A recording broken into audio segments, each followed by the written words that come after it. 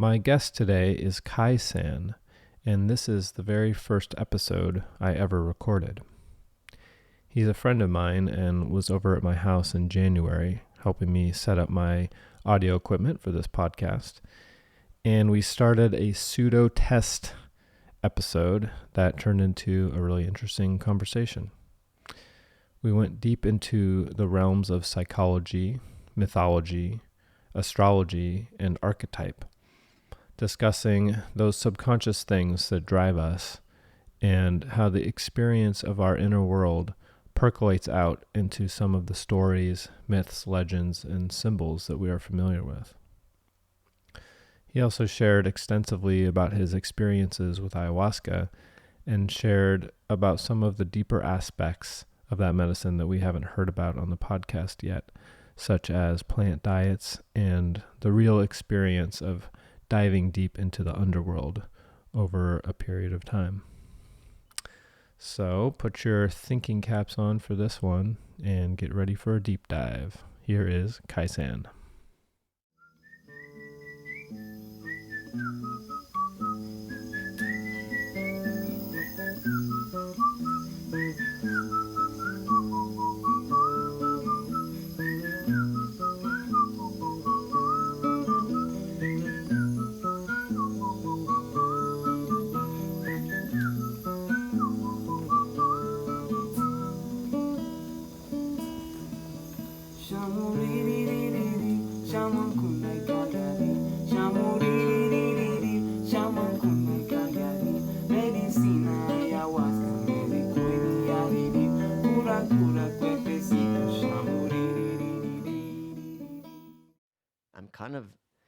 I'm building an oracle.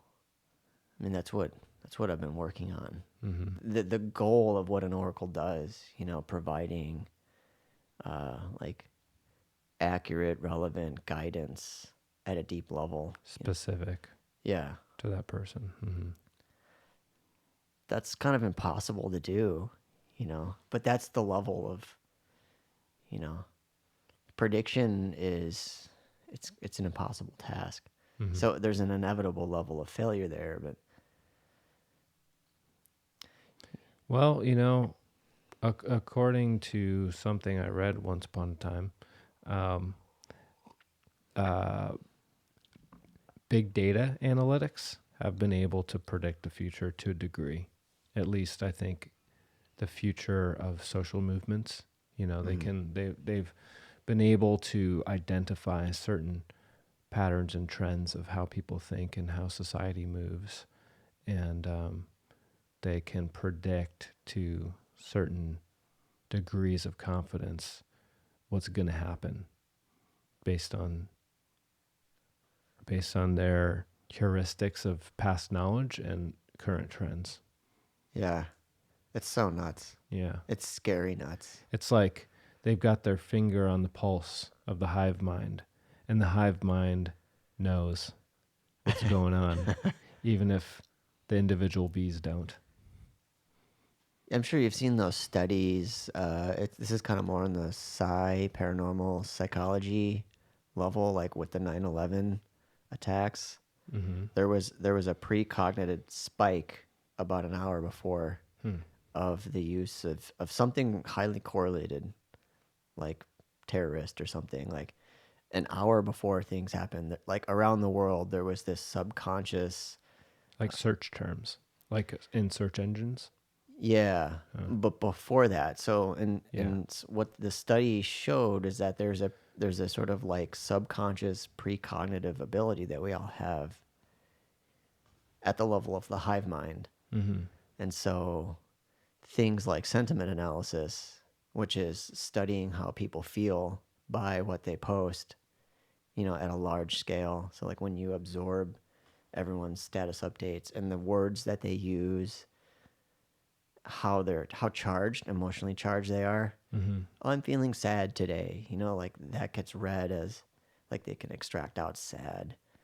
And so the words you use are correlated with how you feel. And so you just absorbed huge amounts of this, and you can predict trends and things like that. And mm-hmm. There's some experiments that show precognition on the individual level as well. They did this. There was this experiment where they sat people down in front of a screen, and there was a series of images. Some of them were designed to invoke an emotional response, and some of them were just innocuous, like flowers and trees and whatever, snails. But then the emotionally stimulating ones were like a snake about to strike, or like a snarling wolf, or like pornography even, right? Yeah. And so they had these people hooked up to all these physiological monitors, and Like reading skin sensitivity. yeah, galvanic skin response, and EEG, and all these kind of monitors, right? Physiological monitors. So yeah, they had these people hooked up to all these wires and just sit in front of the screen, and then reading what their body signs were as the computer randomly decided which image it was going to show them, right? And so they noticed this. They didn't expect to see this, but they noticed that before the images with an emotional response, people had like a precognitive physiological activity. There was like a spike in activity before they saw the image, right before. Like, Yeah. I want to say 200 milliseconds, which is a fifth of a second, which is, not that long, but kind of long. It's like they felt that coming. And the participants themselves were not aware of any kind of precognition, but on a biological level, physiological level, they were having that response, right? Now, the other interesting thing is, so nobody knew what image was going to come. The participant didn't know. The facilitator didn't know. The computer itself didn't even know, because every trial, the computer decided which image to show randomly at the moment that it showed it. So there wasn't a set order to the images. Yeah. So the person had, and they only had a response to the emotionally evocative images, not the innocuous ones. So it's kind of interesting, like they somehow, and there's no explanation for that effect, but the effect is there reliably and consistently. Any speculation on? Sure. Any intuitions on how that works? Time and space are not as they appear. And we have some ability to pierce the veil of time and space. There's some part of us, a deep part of us that, and that can sound kind of like woo-woo, but on an evolutionary, that could be evolutionarily advantageous. Precognition. Yeah, definitely. Those mammals demonstrating precognition would have a higher chance of survival. If you got a funny feeling, if the hairs in the back of your neck stood up, and you went on alert even though you didn't know why, whatever mechanism is delivering that is advantageous. Now especially when it's life and death with predators. Yeah. Now, we don't necessarily know what that mechanism is. I certainly don't. Maybe somebody out there is trying to figure out exactly what's happening there. But I think you have to look. My thought is you'd have to look beyond the biological systems in the way that we currently view them. And there's a lot of mysteries to how the body works, according to Western medicine, at least. We don't really understand how our bodies work, but we know that they work. Yeah. Like they haven't even found where the mind is. They thought the mind was in the brain for a long time, and but we haven't found where is the consciousness happening. Yeah, and you won't be able to. Right. Have you read any or heard Irvin Laszlo? No. He's got this. He's a systems theorist, and he's got a couple books. He's been focusing on the Akashic field. Mm-hmm. So he's been sort of synthesizing a lot of new paradigm science. So like the edge of cosmology and biology and physics and all these hard sciences, Mm-hmm. and figuring out like kind of like tracking the edges as a systems theorist, kind of like trying to come up with a theory of everything sort of thing. And um, so his work builds, or it's related to like Sheldrake's work with the morphogenetic fields. Mm-hmm. So there's, this sense of these fields that, or field phenomenon hold, like they have memory, and that's how like evolution interacts with these fields. Like there's some relationship with how information gets transferred, in and out between these field effects. And the Akashic field is sort of like very similar to the ancient Vedic Akashic records. It's like the field of everything, but it's this sense of it's almost like the informational dimension to space time. Hmm.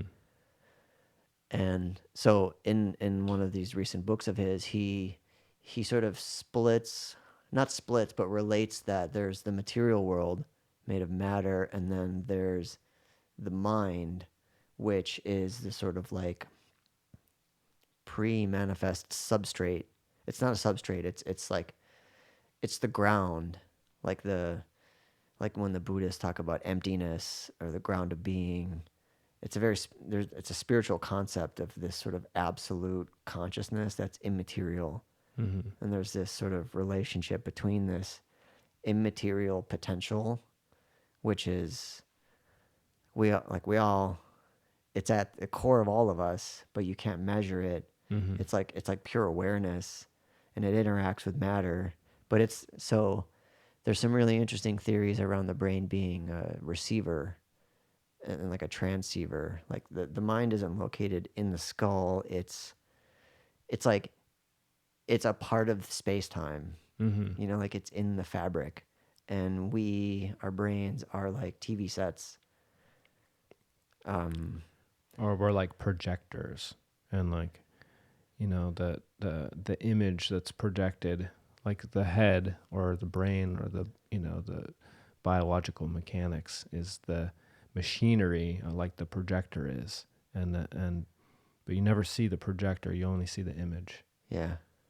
That's the mind, and they're looking at the image on the wall, and they're like scraping the wall and trying to study like, but they're missing, I don't know. The source. Yeah.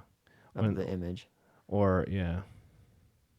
I don't know if I said that right, but Yeah, I follow you. I mean, there's this sense of holography, uh-huh. like it's the science of sort of how information is spread out. It's almost like non-local information processing. A hologram, it like in every part is the whole. Right. So you can cut out a piece and you have the whole in it. So there's this sense of You can like cut away half of the hologram and you'll still have the whole. It's degraded, right? No, it's intact. So it's like, yeah? It has to do with fractaling. Like fractal self-similarity is very similar to holographic. So what a fractal is it's self-similar. Like you can scale down and you'll see the same patterns occur, and then you scale down and the same pattern will occur, and you scale down. Right. Holography or holographic, what that means is that the whole is within the part. So like all pieces, all parts contain the whole. And for me, there's this intuition around like the wave particle, quantum physics, like where it's like if you look at something, it collapses into a particle. If you don't look at it, it operates like a wave. Right. It's like these two different phase states depending upon observation. Like it's like part of the function of what we do in the world is we collapse this hologram, which is in a wave state, kind of non-local wave state. Like when we look at something, we collapse it down into matter, into like particles. And it's really fascinating to kind of contemplate, But to go back to what you're saying around matter and the mind, mind is this immaterial thing. Right. And there's only one. There's only one mind.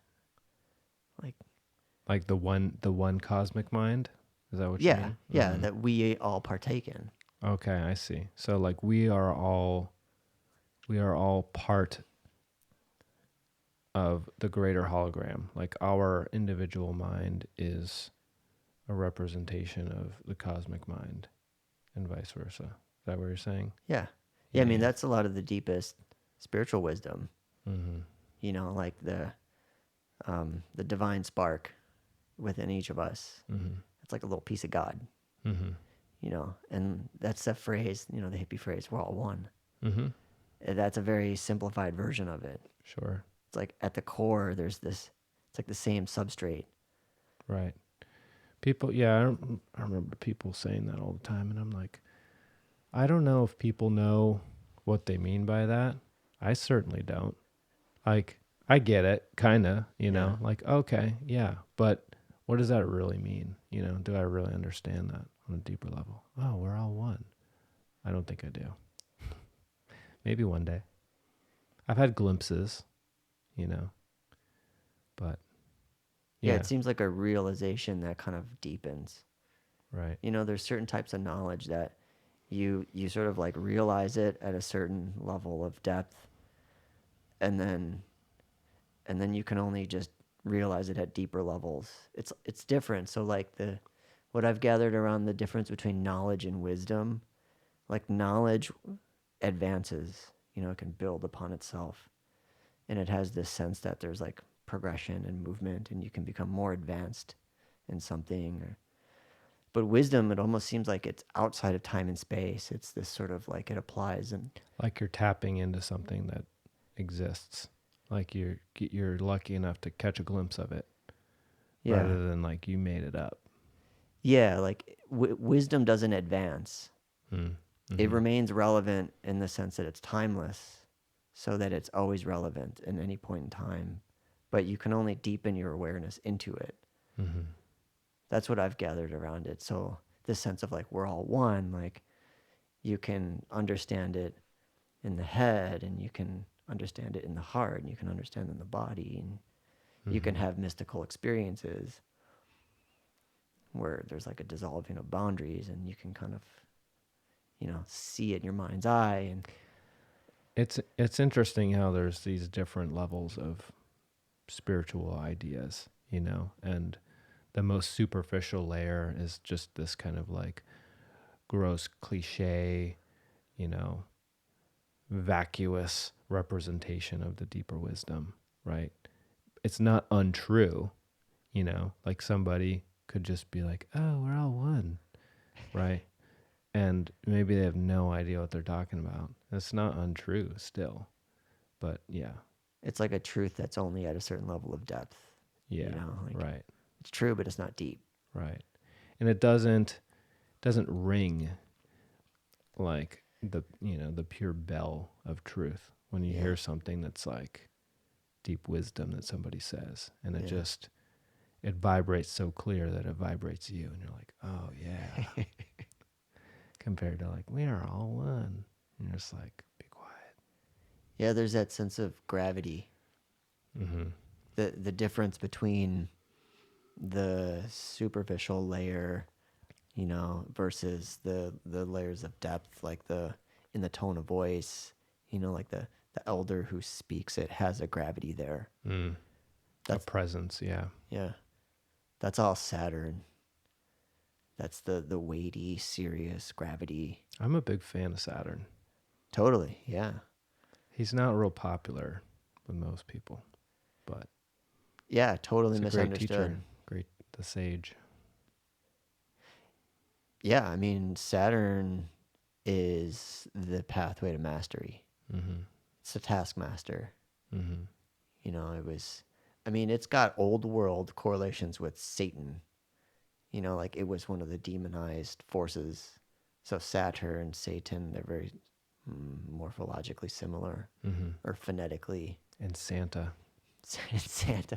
Santa's actually Jupiterian. Yeah. So he's the classic Jupiter. Well, Jupiter is large S. It's generosity. It's magnanimous, Mm-hmm. magnanimity, something like that. Magnanimous, sure. But it's the sense like he's this very large man that flies around just delivering presents to people. That's classic Jupiter. Mm-hmm. Whereas Saturn, we were talking earlier, is the miser. You know, so like the polarity between Jupiter and Saturn is you've got generosity and abundance and giving versus conservatism and counting your pennies Mm-hmm. and really it's this consciousness that attends to the details of things. Mm-hmm. So it's like focused on the details and it zooms in. So it's really good for like accounting and these, you know, these minute tasks that need Structure, everything needs to be in order. Yeah, totally. planning, mm-hmm. Strategy. Yeah, Saturn relates to structure, it relates to time, it relates to gravity, it relates to discipline. So it's like it's the bones in the body. Mm-hmm. So it's the calcium, it's the structural element in the body, right? Like without Saturn, we would just be a pile of goop, Mm-hmm. right? Like so it's what gets us to stand up. Mm-hmm. And there's this sense that there's the physical sense of the skeleton, right? Like, but then there's like the metaphorical sense of backbone. So like people in their youth don't have, or, you know, people that are sheltered don't have backbone. Like it's only until you encounter struggle or oppression, these oppressive forces coming at you, that you learn to develop the backbone, the spine to push back on it. So there's that relationship there, the structural elements, and it relates to the skin in the sense that it's the boundary of our body. So, you know, it's boundaries, it's the ability to say no. Mm-hmm. So whereas like Jupiter would be, it's all yes. Venus is yes. Mars would be no. Mars and Saturn are both the no. Mm-hmm. They, you know, Saturn is, A lot of people don't like no, but no's pretty important. it's half the equation. Yeah, just You as know? important as yes. Yeah. And people don't like suffering either. That's probably why Saturn gets a bad name. You know, people don't like that. Well, it's like if you go to the gym and you're not lifting enough to challenge your muscles, you're never going to grow. I mean, Yeah. you're putting in time and effort, but you know, you got to actually strain. You know, you got to have that resistance, I suppose, that makes you stronger. Totally. Yeah. I've been gaining more of an appreciation of the value, like, you know, I don't know, like most people, I don't want to suffer. And I was trying to figure out, like, I don't want to learn through suffering. Like, how can I learn through more gracious methods? How can I eliminate suffering from my life? And, I mean, the Buddhists say the first noble truth is life is suffering, more or less. And then the remainder of the truths are how to deal with it. But it's just like, hey, it's just the way it is. Life is suffering. Doesn't matter who you are. Or it's more like life involves suffering than life is suffering. But it's a tremendous teacher if you just accept, okay, that's the starting point. No matter what I do, my life is going to involve suffering. You know, how can I maximize my life while embracing the reality? I'm still figuring out the answer to that, but Yeah, from studying some of the mysteries of Saturn, it's like, so part of the context of the modern situation is that suffering is meaningless. Like there's a level of chaos in the world, and that the paradigm that we're in is like, you know, it's dead matter and things happen and there's no rhyme or reason. You know, like we're just in a world of chaos. And at a really deep level, that sort of helps to configure a sense of meaninglessness, right? But when you interact with suffering or the experience of suffering in this sense of that there is a teacher there, that suffering is a teacher, that helps to recontextualize the experience of suffering within a meaningful, transformative potential. Mm-hmm. You know, like suffering can transform into compassion in a certain way. Mm-hmm. It can, grief can deepen your experience in ways.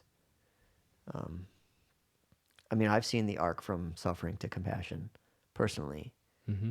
you know, by being by suffering in certain ways, I've been able to develop empathy and see through others' eyes.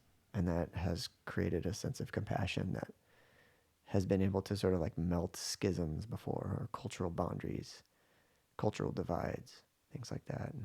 Helping you understand that person, or Others, yeah. yeah, helping you relate to The their great other. experience. Mm-hmm. But it's been useful to relate to suffering in that way. I mean, this is just a part of a larger philosophy of relating to everything as intelligent and living. You know, every experience is a teacher. Mm-hmm. There's an intelligence there, and It's a guidance system, yeah, helping you to perhaps hone in on the things that I think it's natural to want to not to want to suffer less. But I think in order to suffer less, you have to learn the lesson of the suffering that exists rather than running from it. yeah, You know, if you just run from your own suffering and try and cover it up with pleasure or indulgence or whatever, avoidance, then you're probably going to keep suffering in that same way because you are still repeating the patterns and behaviors that brought you there in the first place. yeah. This seems to be. I've witnessed this approach in the wisdom traditions. You know, you mentioned it in the Buddhist tradition. Mm-hmm. I've also seen this in the sort of initiatic, esoteric approaches too, where the sense that like we are a soul incarnating here on a mission with a purpose, and so like we engage with our experience in a very meaningful, purposeful way, and that everything, like, we are tasked with encountering this. So it's like approaching suffering with that mindset that it's a lesson, you know, and we have a choice. You know, there's this element of free will. Like we can choose to just go distract, but it's a waste of the spiritual mission, you know, or a waste of your part of the reason why we're here, to grow and move past it and understand it and integrate it. Mm-hmm. Let's talk about plant medicine traditions. Sure. Um, That's an initiatic path. yeah, certainly. I think, at least with the ayahuasca tradition, or the practice of drinking ayahuasca and having the experience of it, my experience and my observation is kind of a rough initiatic tradition. And I think that we as Western people, or as Americans, we don't really understand. That's just my thought. We don't really understand like the depth of that culture. And a lot of people, like some people will go down to the Amazon and they'll study for whatever, a year or something like that, and then come back to the United States and start serving ayahuasca to people. And, you know, just, it's not like I know the depth of the Amazonian tradition to say that we're missing something, but my experience in the ayahuasca experience in ceremonies connected to the energy of that medicine and that plant, it does feel like we're just barely skimming the surface. In most of the ceremonies I've been in, like, or I should say with most of the facilitators. Mm. And, you know, there's many different tribes that practice it, and they all have their different traditions, wildly divergent from each other in some cases. But there's some universals between them. And, one of those things is that it's not a path that people enter on lightly, and that the process of initiation is, in a way, it's a lifelong initiation. But certainly, the apprenticeship period is very lengthy. One group is like 7 years of full-time study, like you're living in the jungle with the shaman, learning plants, drinking medicine, for 7 years. Getting broken down and rebuilt. Yeah, exactly. And that's what it takes to be able to facilitate a healing experience for another person. You have to, like you said, It's like the 10,000 hours yeah, metaphor, and you can only reach mastery at that level of time and effort. mm-hmm. But like earlier, you were saying you were able to generate compassion for others by experiencing your own suffering, and then you can see it in others and you can empathize with it. Well, I think as a healer, I mean, how do you know how to heal somebody else unless you've healed yourself, or at least, Yeah, that's the sense gone of the down that shaman's path. crisis. Mm-hmm. It's like, the way I've heard it, the story told is there's usually some sort of illness that you get struck down with, and that is the beginning of the shaman's crisis. And it's only when you go down into the underworld, and approach your sickness, your illness, and then learn to transform it into medicine, that is your initiation. So it's almost like,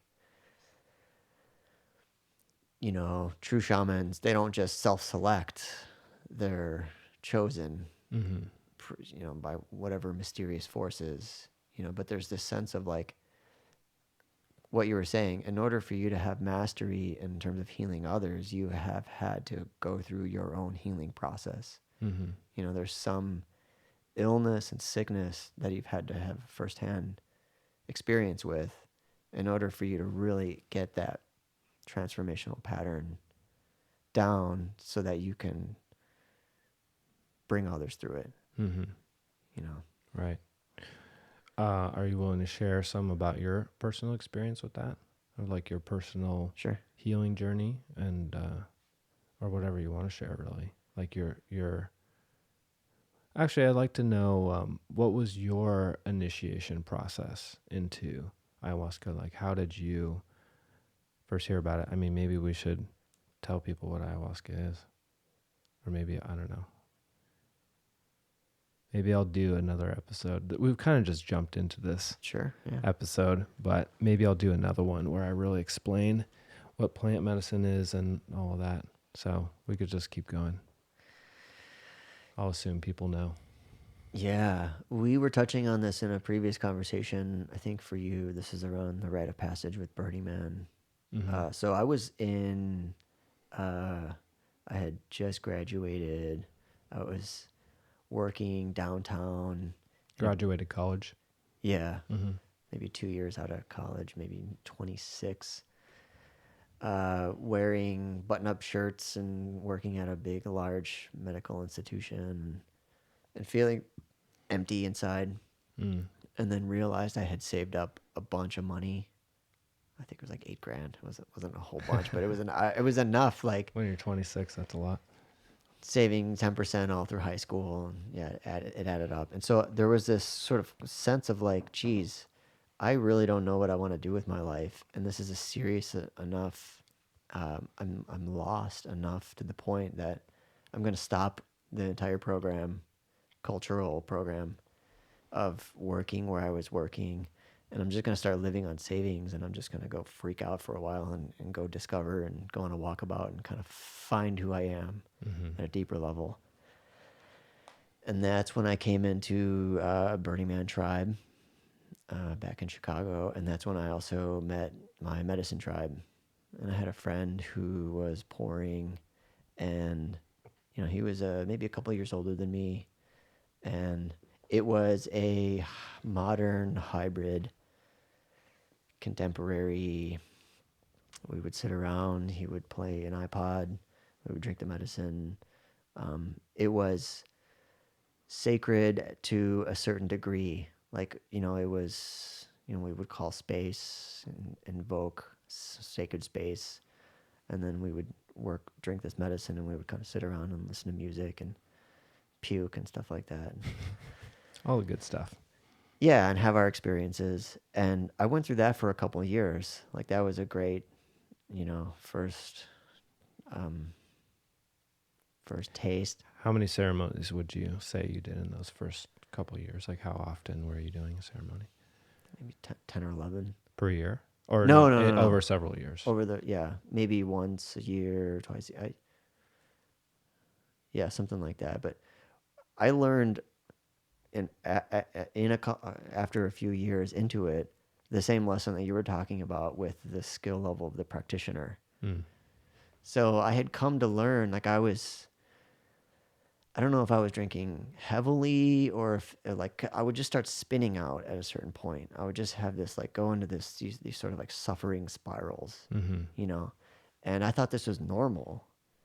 And my friend was very hands off, was, kind of like, let the medicine do its thing. And it wasn't until I met a Chinese medical doctor who was also working with the medicine. It was like bridging Chinese medicine with Amazonian medicine. Specifically ayahuasca or Yeah. several Amazonian medicines? Just ayahuasca. Okay.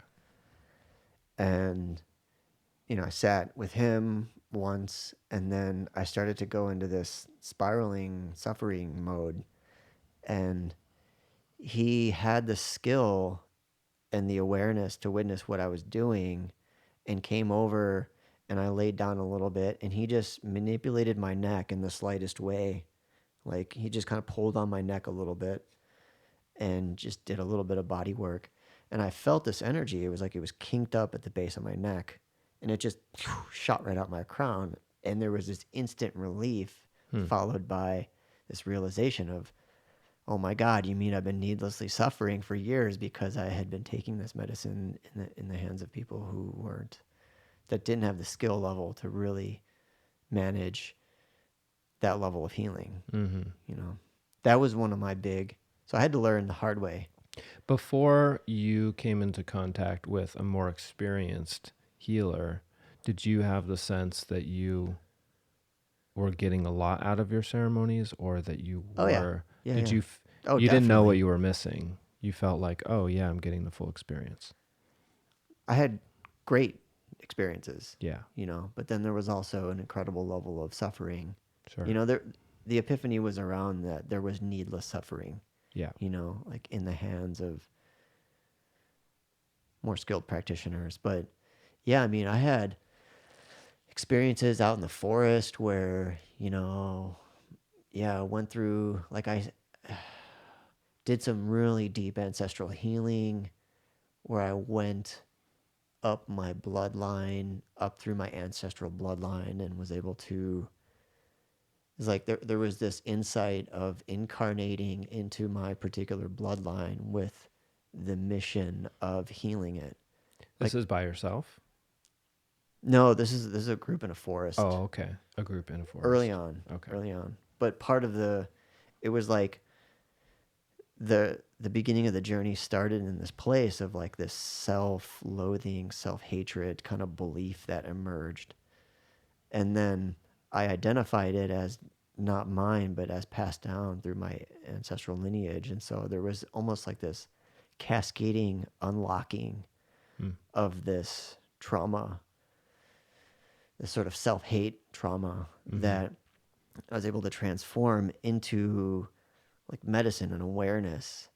And in the process of doing that, traveling back up my bloodline to where these originally were sourced, and sort of neutralizing it there. And so there was this multi-dimensional sense of being able to go back through the time matrix and the evolutionary matrix. And how far back did it go? Could you say? A few generations. 100 years, 200 years, something like that. Not too far. Yeah. And then there was also this sort of death and rebirth experience around emerging as, I think the phrasing at the time was spirit warrior. Mm. I remember taking this poop out in the forest and being like, I'm pooping out my parents. It was the weirdest thing. Like, it was almost like I had digested. I was I was transforming. This is around graduating college, and it was this sense of like having to recalibrate my relationship with my family as one of being the son and the student, and moving out into the world and establishing my own foundation. And so having to recalibrate my relationship with my parents as one more of like a peer as opposed to like a dependent. Mm. And there was this sense of having to digest all of that energy and then pooping out like the first 20 years of like the persona, you know, how we were talking about how people project Mm-hmm. who they think we are. Mm-hmm. So there was, yeah, it was probably the weirdest poop I've ever had. I've had some interesting purge experiences too, of just feeling like as I'm releasing, either puking or pooping, I have a sense of what I'm actually releasing, you know. Yeah. Yeah, it comes streaming by. And Burps sometimes, you know, just like, oh, most of the time I have no idea, but it's just like, oh, that was something. You can feel the lightness that follows, or, you know, the release of the weight. it's, yeah, the art of the purge. It's the weirdest thing. It's like, it's both like, it sucks Did you have a resistance to that initially that you had to purging. overcome? Purging, puking in particular?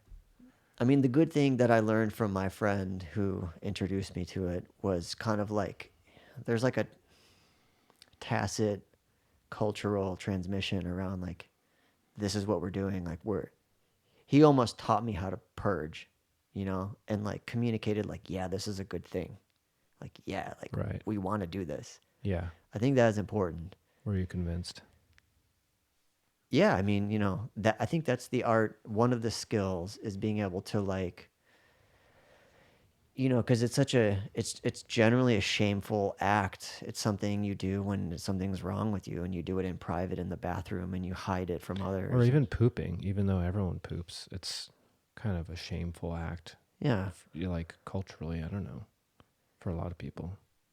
yeah. This medicine work is the only time I've seen that it's a shared space where there's that level of vulnerability and almost like communal support for each one of us to pop, you know, Yeah. and blow our lid, and that's actually supported, and that's part of part of it. And there's a lot mixed up in it. Like purging is kind of ecstatic for me. Like it's like multi-dimensional in the sense that I'm able to access my body and my lineage in this deeper way. Mm-hmm. Like when I'm purging and there's like a flood of images and memories and experiences and reasons, and like all it comes flooding by all at once, you know, and then it's done and there's relief. But like that level of information flowing through my experience, it's at a level of intensity that's pretty phenomenal. Yeah. Unrivaled, really. In it's yeah, it's well above that of normal life, normal daily life, certainly. Yeah. But even just normal physical body, human life. I mean, I don't know, unless you do super intense shit, like, I don't know, like extreme sports, insane stuff. But I've jumped out of a plane before. me too, twice. Doesn't compare to ayahuasca. Yeah, there was a rush there, There's a rush. but there's not a multi-dimensional hookup. You know, there's like a special level of access to in some multi-dimensional way. Mm-hmm.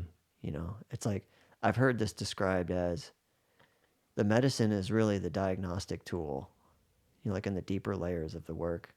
You know, the practitioner is the one who's manipulating the energy. You know, the medicine's doing its work, but that's what the songs are like it's an interaction. Like you know, like where our Western doctors use scalpels to Mm-hmm. go in and manipulate in surgery. It's the use of different vocal tonations and rhythms. And it's singing to the medicine, which is hearing it, and it's an interaction. It's responsive to the guidance of the songs, the Icaros. Yeah.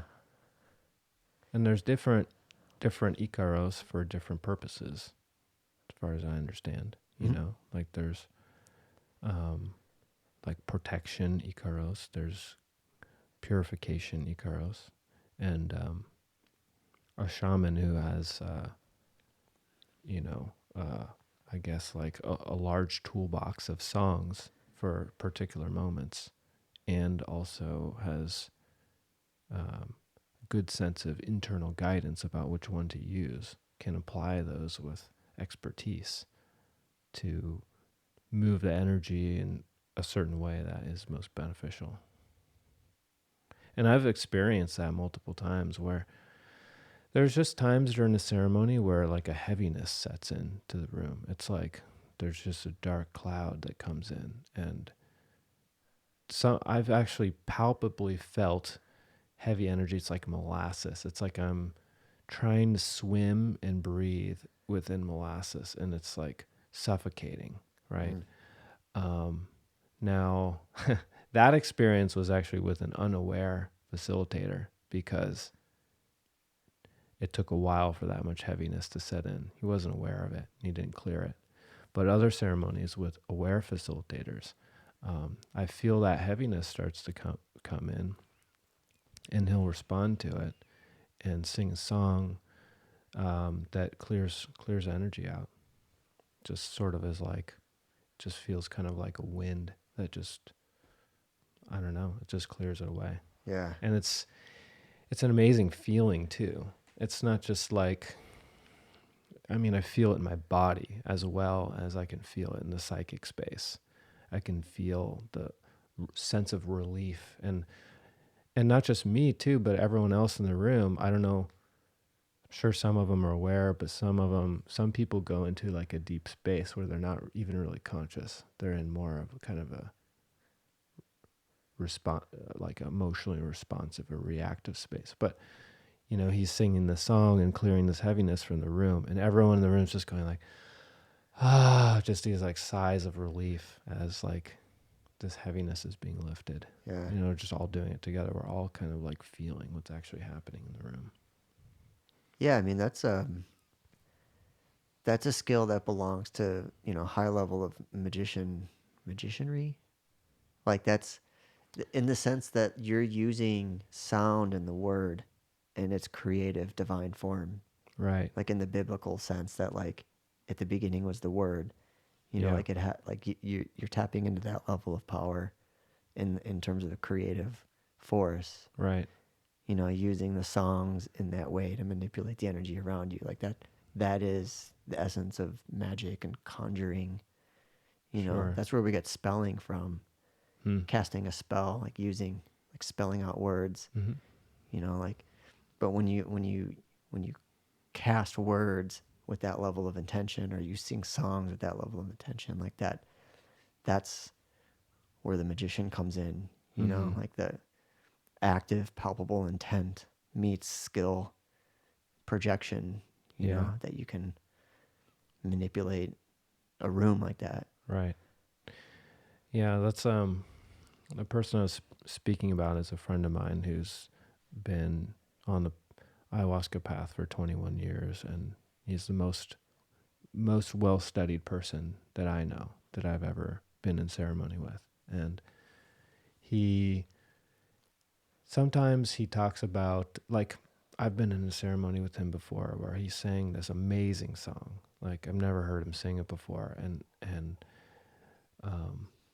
after the ceremony, I was like, man, what was that song you sang? I described it, or I like sung a little bit back to him. And he's like, yeah, sometimes I sing that song. I never learned it though. I'm like, what do you mean? Because he studied with several master teachers from different tribes, and he learned their medicine songs.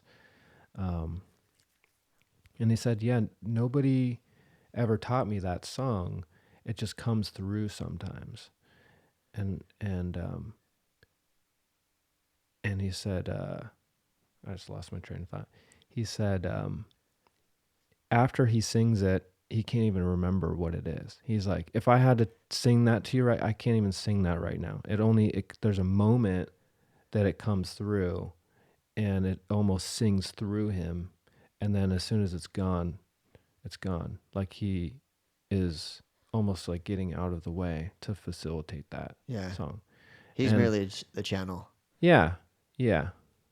And he said those kind of songs are, that's the language of the plants, or the that's the medicine of the spirits of the plants singing through him. He's allowing them to basically, he's acquiescing or consenting to being a co-creator of that in the physical space. Yeah. And as the story goes, or the legend goes, that's how all the Icaros came to be, is they were taught to people by the actual plant spirits themselves. They came through in that fashion. No human created them per se, like, oh, I'm going to make a song. They just kind of come through full and complete in that moment of inspiration. Yeah, it seems to be part of the job description. It's fundamentally developing relationships with the spirits of plants and just spirits in general. Yeah.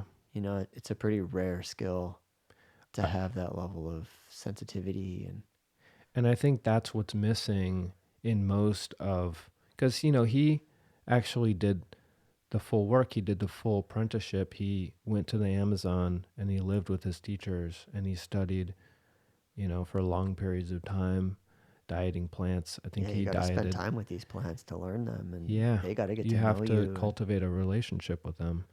And I mean, the difference between somebody like that and somebody who downloads Icaros and they learn the words and then they sing them in ceremony. It's not that there's not power to those songs, but the difference is night and day. It's really like the amount of power that an experienced practitioner has, the amount of sensitivity and knowledge and wisdom of how to apply those tools expertly. Can't even compare to somebody who just fathoms himself a shamanic practitioner because they know some medicine songs that they learned from, their friend or from offline or something like that. And I've heard that called the mariri, what's that? the sacred mucus. Oh, sure.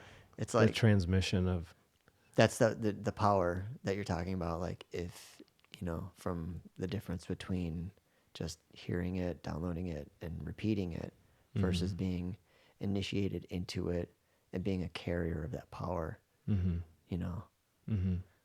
I think that's specifically the Shipibo tradition, the Maridi. Yeah. That they, I mean, there's a lot to know about the ayahuasca tradition.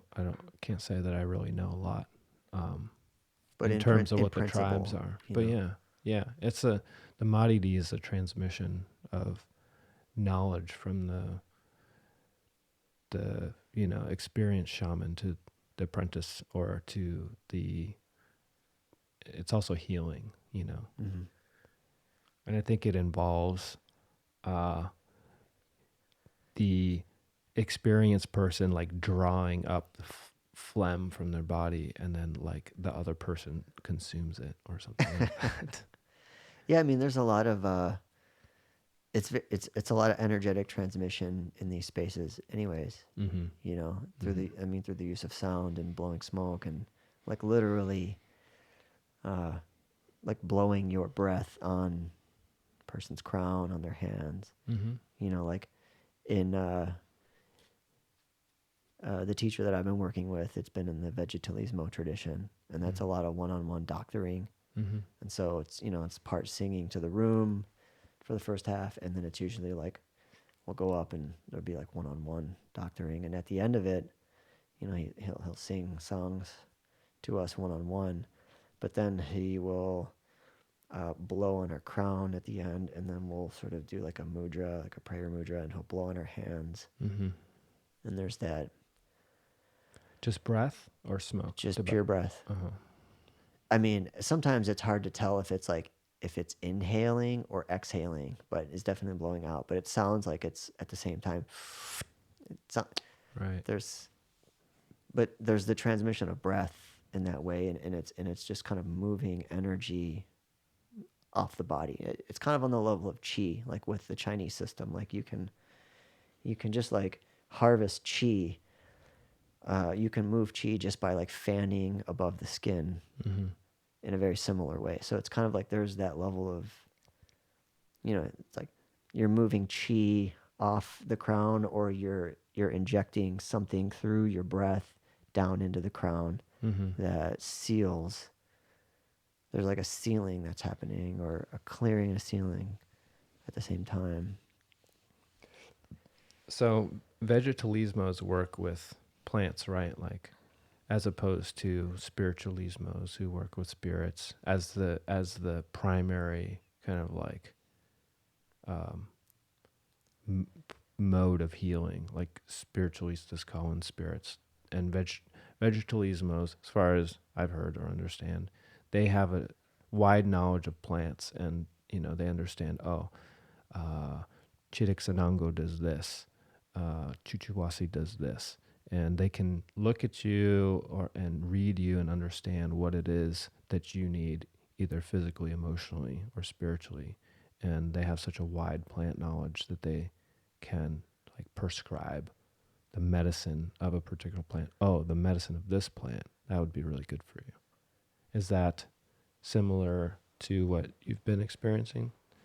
Yeah, I mean, vegetalismo it's kind of like the widespread use of working with plant medicine in a doctoring context, specifically in South America. So like the Shipibo tribe, the mestizo, which is the mix. So it's kind of like it's a wide range of it, but it's specifically around the doctoring work. What do you mean by doctoring? Like, One-on-one singing songs mm-hmm. to someone. So you're doing an ayahuasca ceremony with a shamanic practitioner, just one on one, and they're like, Well, it's in a group. oh, okay, but they'll come over and do one on one work with you within the Yeah, we'll group. we'll come up to them, but it's also implies this sense of doctor. Mm-hmm. Like kind of how we've been delineating the difference between Western kid who dabbles and someone who's formally initiated and trained, and Mm-hmm. but it's also, I mean, it's working with the plants, but it's working with the spirits of the plants. So it's kind of like, I'm not really familiar with spiritualismo, spiritual, Yeah, spiritualism. but it's similar in the sense that you're working with the spirits of the plants primarily, Mm-hmm. you know, and Mm. then and plant medicine, and so it's this, the deeper end of it is that, ayahuasca is sort of like the diagnostic queen of the forest that, ingested, it opens up access to, multidimensional access to information. And so like a lot of this grid work that we see in the mantas, in the Shipibo art, it's Montes? mantas, Okay. that's like you got them all around here. Oh, I see. The Shipibo, The the dresses. Shipibo pattern that people Yeah. know. Of Yeah, like, yeah. That's that symbolizes a grid work. It's like this energetic grid, and being able to see that, and it's like, like when the medicine opens up access to this energetic realm, and then you see this sort of like grid, Mm-hmm. or you sometimes you can, Mm-hmm. and it's a sense of being able to like energy's flowing freely, but then maybe there's like a stuck part right here, Mm-hmm. and so like you kind of see the connections around it, and so you sing into this area, and you manipulate the stuckness, and you move it out, Hmm. and you recalibrate the energetic field. And so that's a lot of what's happening. Are you seeing your own field, or like I've seen that a few times, but I mean I didn't know what to do with it. Yeah, I mean, it's being able to read energy, Uh-huh. but by and large, like uh, ayahuasca opens up access to this, and it becomes a So it's part of the diagnostic tool that you're able to enter into this space, which you can now read subtle energies and manipulate it. Mm-hmm. But it's the rest of the forest with all the other medicines that they come in and they do the deep work. So like when you do plant diets with single plants, they're coming in and they're working. Explain what a plant diet is. So plant diet is when you agree to work with a plant, and in a teacher and a mentor student relationship, the plant is the teacher. Usually involves a pretty strict restricted diet. So that's where the word dieta comes from. It means diet. So it's the sense of like eating really simply. You cut out salt, you cut out sugar, alcohol, caffeine, sex, Spices, it's real spices. bland food, bland, simple. Yeah. And the basic principle is you starve the body, not starve, but you minimize the input to the body to maximize the spirit. Hmm. So you transition the focus of your energy out of your body into your spirit, and you get really sensitive. And so it's a meditative thing. So you retract your interactions with the world, and you go into this kind of introverted state. And so what salt does is it's a binder. It holds us in place. It's sort of like it locks the physiology, and it's a fixer.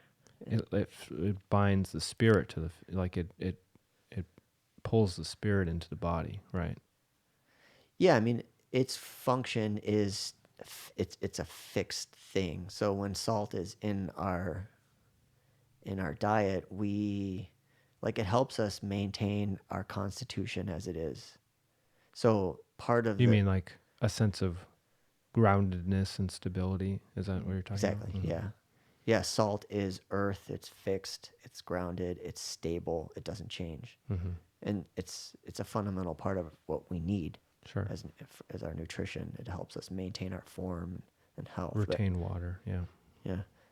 But when you go into these highly transformational initiatic experiences, by removing that binder, you remove the crystalline lattice that holds your constitution in place. And so your constitution becomes much more malleable. And then, so you've got this really restricted diet. You remove salt. You remove a lot of sensory stimulation. There's no sex Mm-hmm. with other people, no masturbation even. So it's this sense of you sort of turn off the switch of your sexual energy, Mm-hmm. and then you basically drink a tea of whatever plant you're working with on a regular basis. Fairly strong, I imagine. Is it like pretty Yeah, bitter yeah, definitely. or thick? Probably not thick, right? But it's like, I mean, the teas that I've made it's tea. okay. It's not like decocted ayahuasca Yeah, syrup. yeah. Right. You could do that, but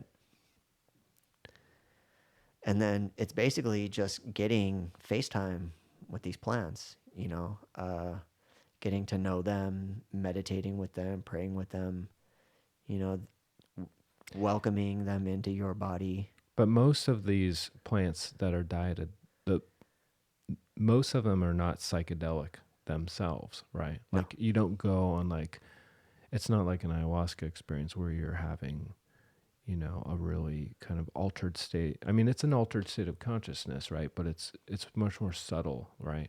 Then it's not like a full-on psychedelic journey. Yeah, so the diets that I've done in the vegetalismo tradition, the diet is opened in the ceremony and it's closed in the ceremony. So it's almost like the shaman is there almost as like a matchmaker Mm-hmm. does, with us humans. It's like you open up this diagnostic space, you call in the spirit of the plant. As you drink ayahuasca, you also drink this, whatever plant that you're working with. And then it's the sense that you're fusing the spirit, the spirit of the plant is being fused with you. And there's special icaros for that, Mm-hmm. that sort of has that synthesis process and communicating with the spirit of the plant that, okay, you are going to be teaching this person, they're like, and that whole thing. And then so it opens it up and it kind of plants the seed of the work. And then the work continues for as long as you do the diet. And then there's the closing ceremony. I mean, there can be other ceremonies in between. So this is like a prolonged amount of time, right? Like several days or Yeah, perhaps up to a week where you're doing. I've done them up to months. So there's two different types. There's the traditional isolated diet where you retreat into the forest and you're in isolation. You don't see other people. Food gets brought to you, and you're basically in a meditative state with this plant. It's a complete immersive experience where the transformation is on full blast. Mm. And those usually last on the order of 10 days, a couple weeks, 3 weeks. But it's super intense. Mm-hmm. And then you come out of it a different person. Mm-hmm. And then there's And in those, the way I've heard those described is typically you're doing an ayahuasca ceremony every other day within that duration, or every third day maybe, but you're drinking the tea every day. yeah. Yeah. Yeah, so the ayahuasca ceremonies, they help move through a lot of energy. Like if the plant is working with you and recalibrating, and then it's like, okay, now it's time to like discharge a bunch of shit. So like, you bring the ayahuasca in and you purge it out, Mm-hmm.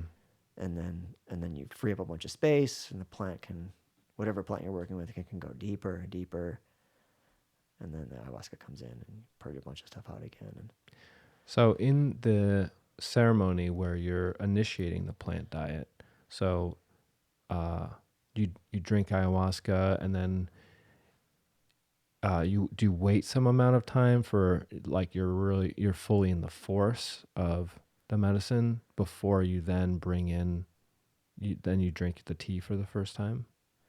No, I've usually have been given both at the same time. I see. And like the ayahuasca cup is sung to, and the plant is, the other cup with the tea is sung to, and then drink them at the same time. And so, if you've had enough experience with ayahuasca and you've kind of learned to recognize like, oh, this is the feeling of ayahuasca, this is the spirit of ayahuasca, then when you are also drinking that other plant at the same time, like how clearly different, like can you feel that different element of that plant? Like is that a real clear experience? Like, wow, there's a new energy that must be this plant, or have an experience of like meeting that spirit. Mm-hmm. Or is it Yeah. kind of like something that unfolds over time, or is it really like you've had a distinct experience from the very first initiation ceremony? Yeah, I mean, I've been able to even delineate the difference between like the chacruna and the ayahuasca, like the mixture of the two. I relate the chacruna. There's like at the very beginning of a ayahuasca ceremony, there's like a 20 minutes, like it's call it like the alien playroom. Mm-hmm. It's like we're meditating, and then when the effects first come on, there's like this very DMT. This I'll enter into like things get really sparkly in my mind's eye. Things start getting really crackly, and all of a sudden my mind's eye opens up into this space, and the walls are saturated with these sort of like heavily saturated colors, these impossible shapes, folding inside out. It feels like there's this presence of like some sort of like insectoid ET, other intelligence inhabits it. And it usually goes on for 5, 10, 20 minutes. And this is pretty consistent every single time I go through this space. And that Does it feel at all like a box? You described it as a room. Yeah. Because I've never been there with ayahuasca, not a single time, but I've been there many times with DMT. It's exactly like you say. Yeah. It's like this box, it's this room with Yeah. like, it's like cube shaped. It has like square corners, kind of. Not really, but I don't Yeah. know. Yeah. Yes and no. It's like hyperdimensional, and Yeah, it's all in the mind's eye. right. It's very DMT, and that's the Shakuna. Whereas for me, ayahuasca has like a deep. There's just a different character to it.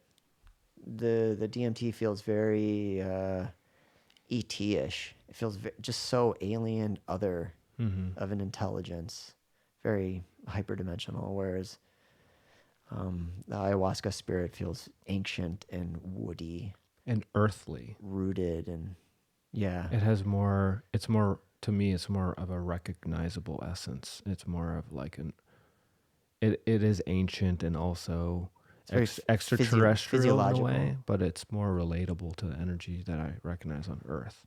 Yeah, Whereas DMT is not at all like Earth. yeah. It's like there's this innate intelligence in the physiology, like in the very rooted cellular nature and working with the digestive system, and Right. as it relates to the plethora of trauma and healing. And so there's the ability to separate out those two different types of energies in the brew itself, Mm-hmm. and then introducing another plant, What was the first plant that you dieted? lavender. Oh, lavender. Okay. And it was in Oregon, Mm-hmm. so it wasn't down south. And that was So you made a tea out of that. a daily tea. Yeah. Mm-hmm. So the plants that I've dieted with have been very yin, flowery, calming, nervine sedatives. And Can you name them, or is it a huge list? no, not at all. And then rose. Oh, two. Yeah, Okay. those are the formal ones. And rose was for 6 months. Mm-hmm. So that's the kind of more modern revision of the traditional dieta. And so it's more of a social diet where I kept going to school. I was drinking a tea every day. Very restricted diet of what I was eating. Mm-hmm. Kind of, not terribly social, but had to continue maintaining what I was doing. Mm-hmm. Yeah, Functional in the regular world, but still maintaining a meditative mindset. yeah, it's a practical compromise Mm-hmm. that's been introduced in the last couple of years. So would you say that you gained, lavender and rose are pretty well-known herbs and plants, and their essence, I think, is well-known, at least amongst people who care about these kind of things. And plus, they're indigenous to this land, which is important. Yeah, Because going back to what we were saying at the very beginning around us Westerners right. going and it's sort of like being a crutch for us because we're a bunch of orphans that have been cut off from our European homelands. Mm. We don't have our shamanic traditions. They've been lost. Mm-hmm. They've been forgotten. They've been cut out. Undermined, yeah.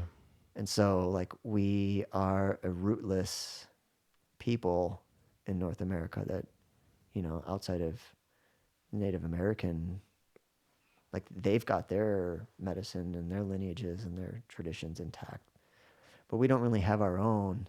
But it's really important for us to work with the indigenous plants of the land. So, there's all this medicine around us. Mm-hmm. And that's what we need to develop our relationships with what's here. And that's what is really going to be for the long term for us. Mm-hmm. But, working with, exporting ourselves down south and then bringing the medicine up north. It's helping us. It's kind of like a fast forward, but we're not going to become Shipibo people type thing. It's Shipibo Right. medicine. It belongs in the jungle. Mm-hmm. It has its mission. It's clearly helping humanity heal itself so that it can come back into right relationship with the rest of the earth community. Mm-hmm. It's got its own agenda, and it's clearly, it has recruited all sorts of Western people to facilitate its agenda. And non-Western people. I think I know it grows all over the world. It's been transplanted all over the world, but especially in tropical regions. I imagine it's probably growing through all the tropics everywhere.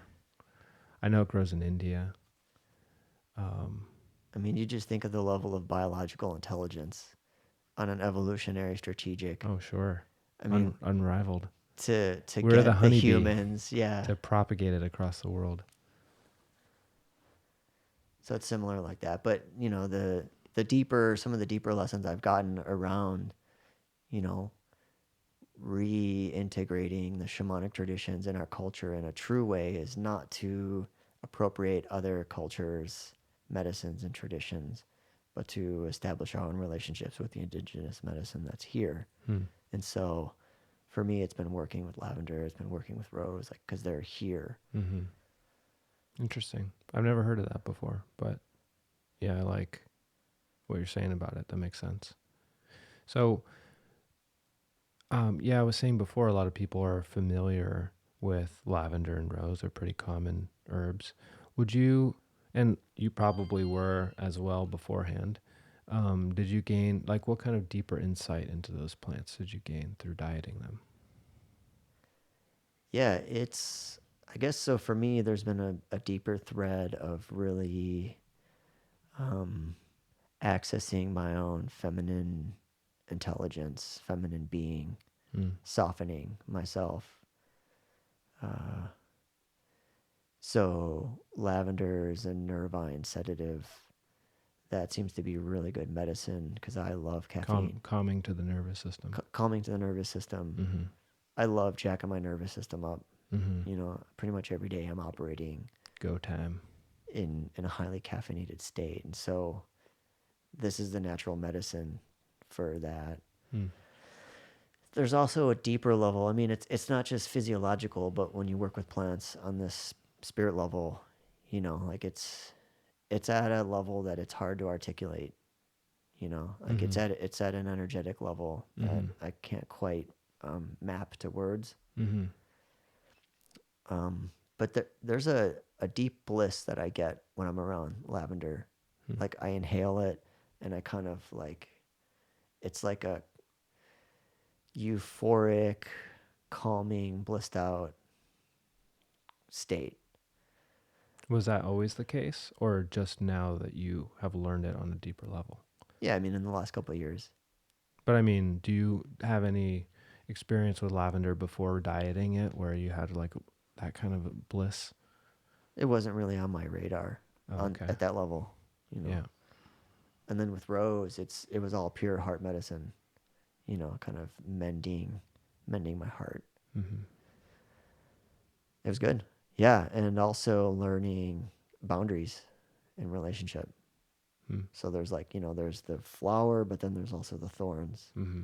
and Mm-hmm. the thorn in plant intelligence is one of the mechanisms for defense, Mm-hmm. and the ability to draw clear boundaries in relationship is healthy, and it's also a form of defense, Mm-hmm.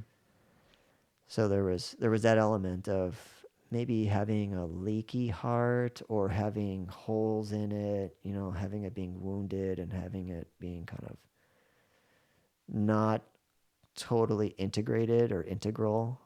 And so there was this sense of delineating a boundary. I think this is part of the dieting process, like you have to fortify your energetic boundary.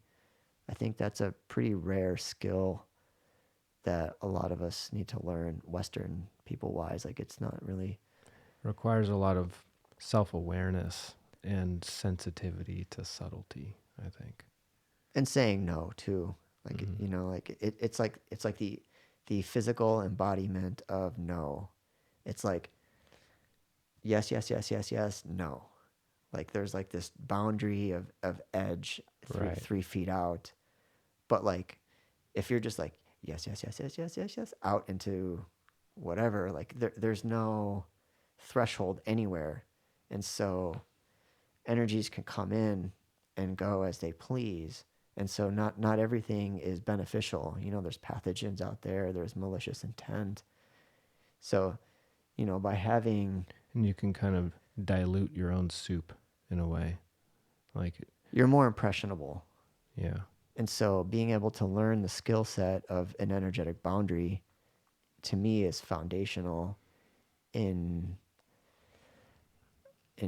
cultivating power in your life, cultivating personal power. Like that's a fundamental skill in being effective as a human in terms of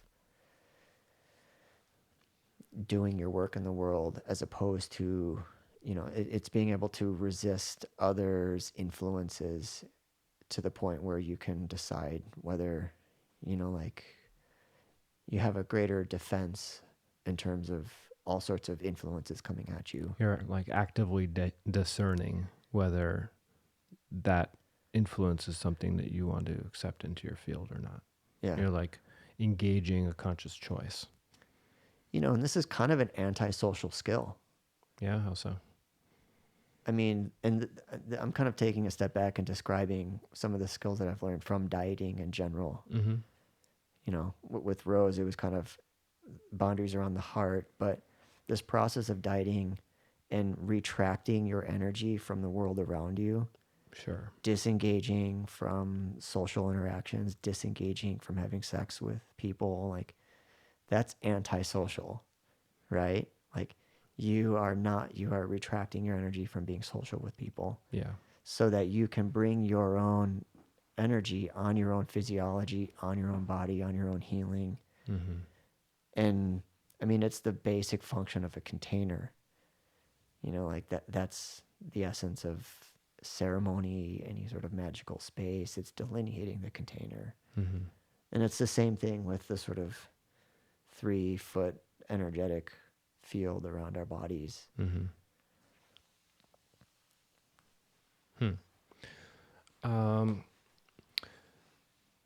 Something I was gonna ask you, I forgot.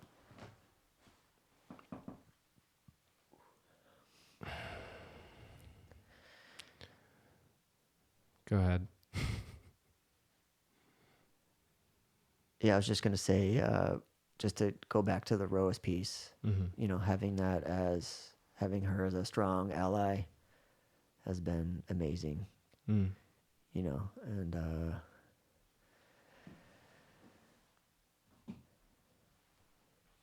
yeah, it feels like, it's good heart medicine, and it feels really good to have clean, pure heart.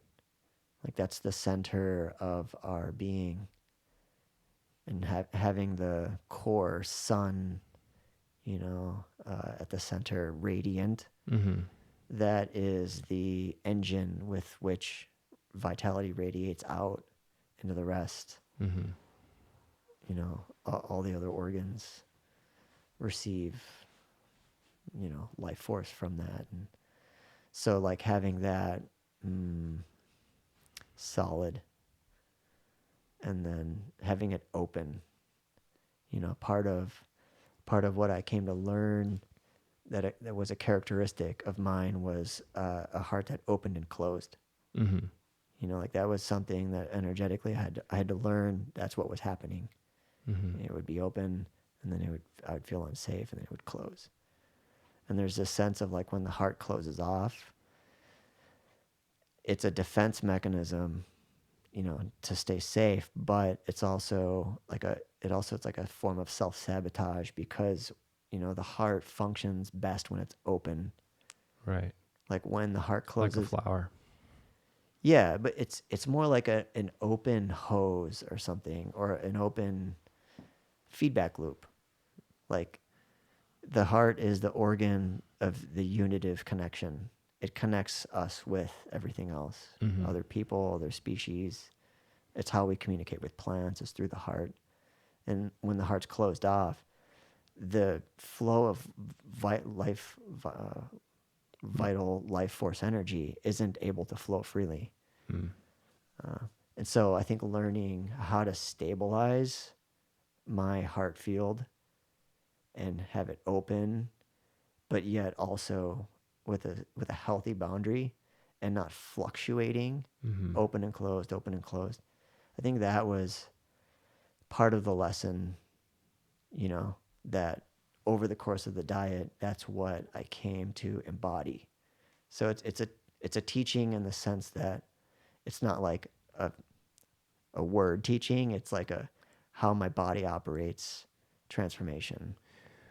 Would you say it was like a somewhat of an energetic entrainment? Like the rose brought in the essence or the feeling of a secure, strong, open heart, and that like you could then feel the difference between where the rose was and where you were, and it kind of like gave you sort of like a stability point of a certain type to kind of like open up to. Definitely. Yeah. Okay. Yeah, I mean that's the principle of homeopathy Hmm. is like cures like. Mm-hmm. So it's the sense of like rose comes in with a really stable imprint of what it of being like a stable love frequency, Mm-hmm. you know, and that comes in and it just by inhabiting my body for long enough, my body is able to recalibrate. It has the healthy template Mm. which it learns from at a cellular level, and then it kind of my constitution reorganizes around that healthy template. Mm-hmm.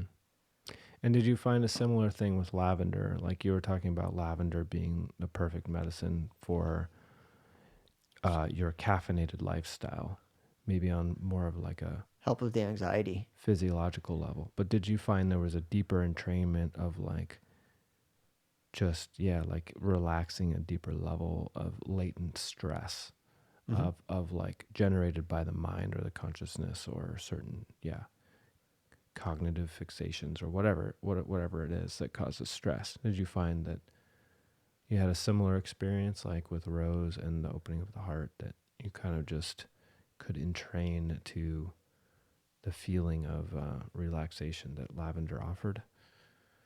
Definitely. I would say it was learning or almost training the parasympathetic response, Hmm. which is the rest and digest. So, like, there's this natural affinity in my constitution, and I think a lot of people like me, people that work in tech, and people that maybe type A personalities that work hard and push it. Mm-hmm. There's this sense of like, I really enjoy ramping up my nervous system Mm-hmm. and running on adrenaline. Like, I'm naturally tipped forward. Mm-hmm. But the skill set of like being able to like Ease in. slow down the nervous system, and I mean meditation has helped with that, but you know, part of the skill set that I learned from working with lavender is that sedation, like the skill set of sedation, like calming and like the nervous system learning the other side of things, the anti-caffeine Mm-hmm. or the, you know, whatever the converse of that is. And I think that's a lot of the euphoric bliss state. You know, like I smell it and I kind of go into this sort of floaty, it's very calm and serene. Hmm. So that's the natural state that I kind of feel from it. And that's a perfect antidote to the caffeinated, jittery, natural equilibrium. The high octane Yeah. kaisan. Yeah. Hmm. Do you have any? So, how long ago was your last diet, and do you have a desire to do another one? A couple years. Mm-hmm. Are you still working with ayahuasca Nope. recently? Taking a break. Yeah.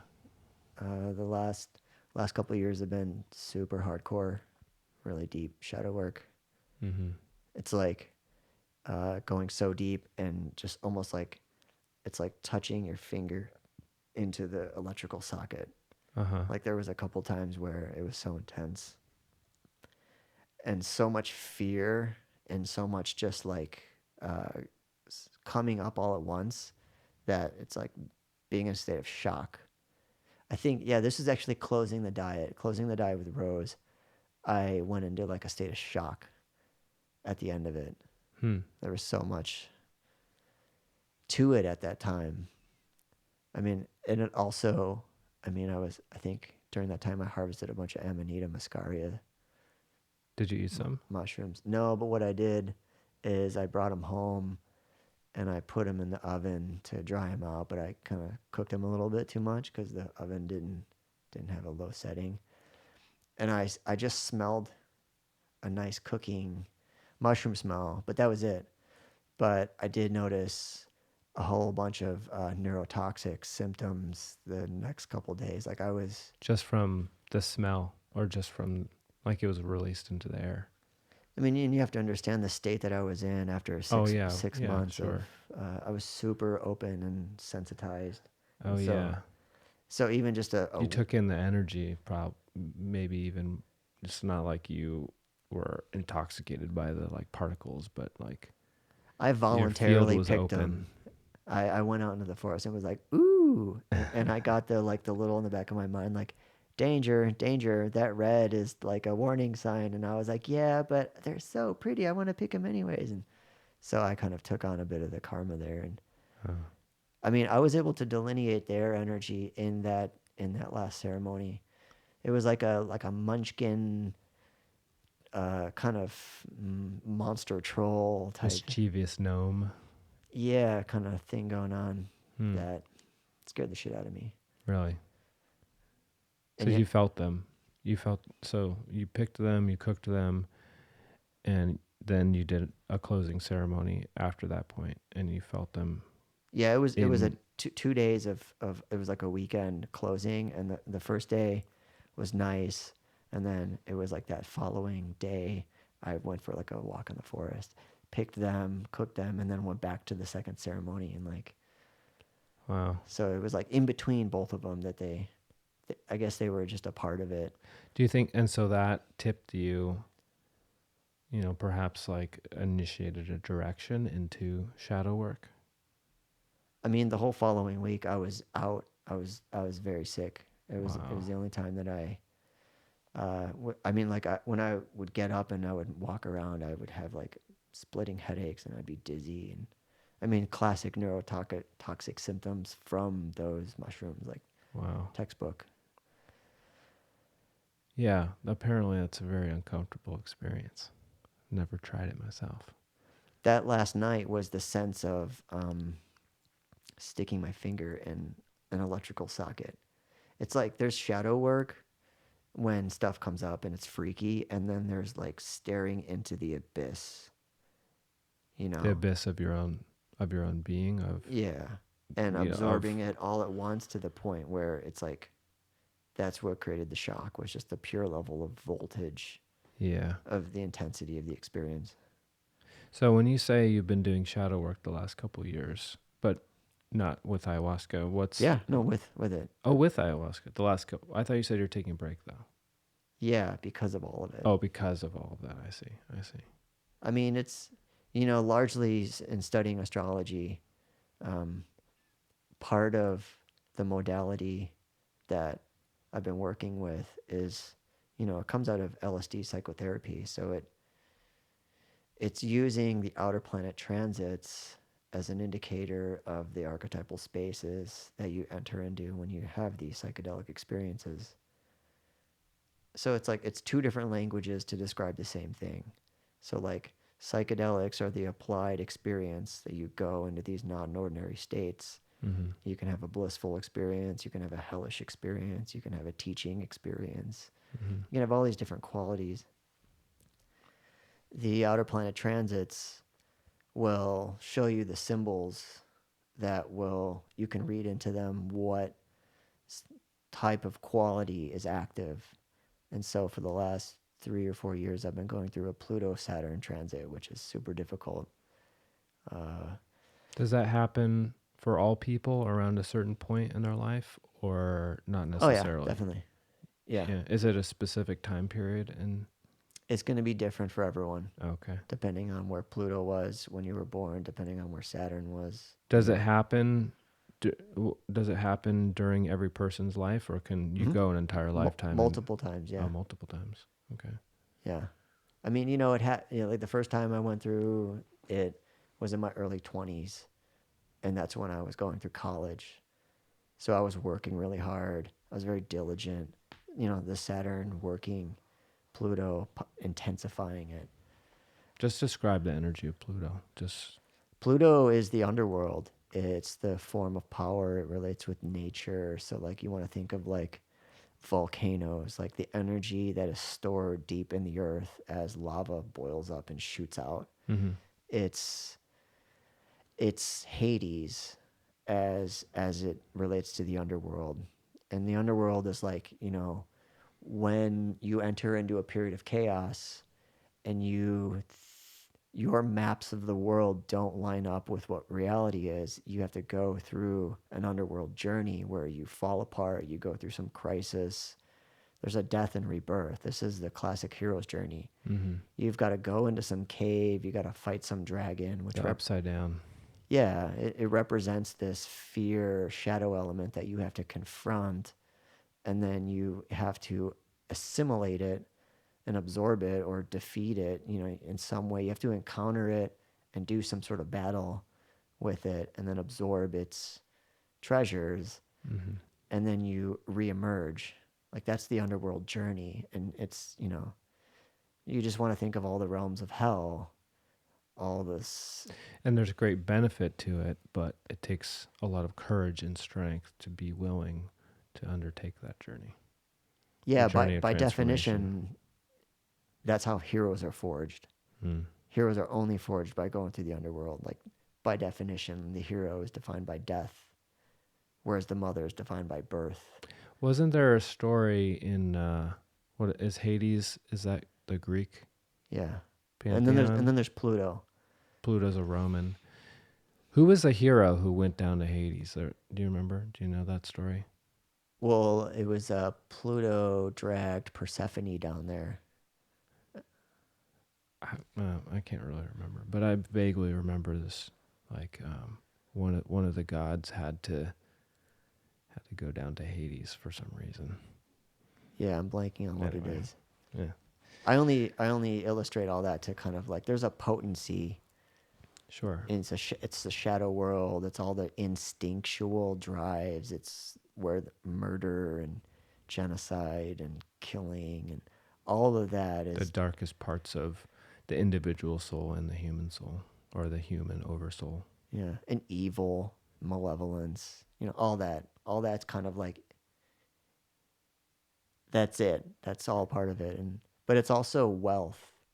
So, when you go down into this and you tap into these deep sources of power and you encounter them and you do battle with them, the byproduct of that is wealth, is treasure, And so there's this sense of when you really step into your own power, like, and you own it, that is like that becomes a gift, but then there's the responsibility of wielding it, and there's kind of like the eternal timeless working with power. Absolute power corrupts absolutely. Mm-hmm. There's that sense of taking on more power, and then like it has a corrupting influence that will never go away. And so like the timeless arc is evolving and maintaining a sense of higher integrity, like some sort of vision that brings you up and out beyond the corrupting influence of power. Mm-hmm. I feel like when you go through the hero's journey, you go into the underworld, and you can only claim that treasure if you are in that like heroic integrity, if you're really like aligned to yourself, like you have to fully complete the mission, right? And it requires a certain state of being and a certain alignment to like, your purpose and your true self in order to get to the end of that journey and claim that treasure. And I feel like, let's just symbolize that treasure as a sword or something like that. And you're a hero, and now you have this cool sword that you got from the underworld. Well, if the hero ceases to maintain that energy or that sense of being that he had when he claimed the sword will turn on him. It will like turn back into the...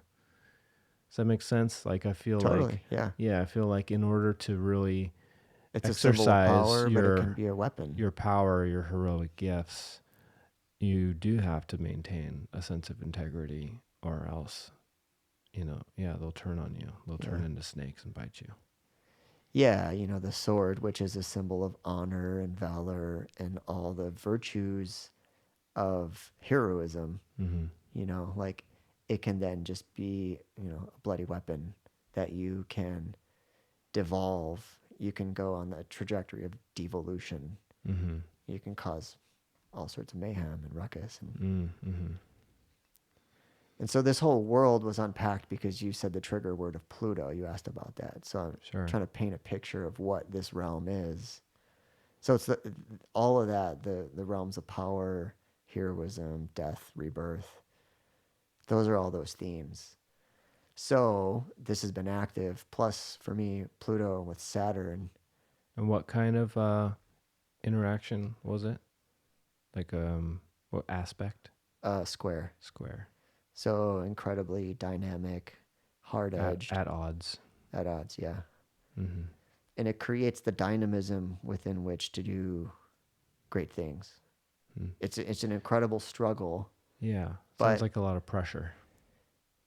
I've been under the most pressure that I've ever been under my entire life these last 3 years. Like I don't hang out with people. I don't have casual interactions. I'm working my fucking ass off on a huge project that is super ambitious to change the world. Like that's all that matters to me anymore. That's very that's the Saturnian Pluto. Like that's a really high aspect of it. Yeah, you're in the underworld going for that treasure. Yeah, I mean, a really good example of an integration of these two forces is like a steely determination. At the very beginning of the transit, I, had some like extreme rage experiences where I burned a bunch of shit in my house. Like I was flipping out. This is also under a lunar eclipse. But, I was dealing with, and I had to say like a really hard no. The rose diet was at the very beginning of this Pluto-Saturn transit, so it was super intense. I lay all that stage just to indicate this is what has the deeper dynamics of my psyche. That's what's been going on in the basement, right? And so when I go into these psychedelic spaces and I open up my ordinary awareness and the thresholds and open up the filters, this material comes up.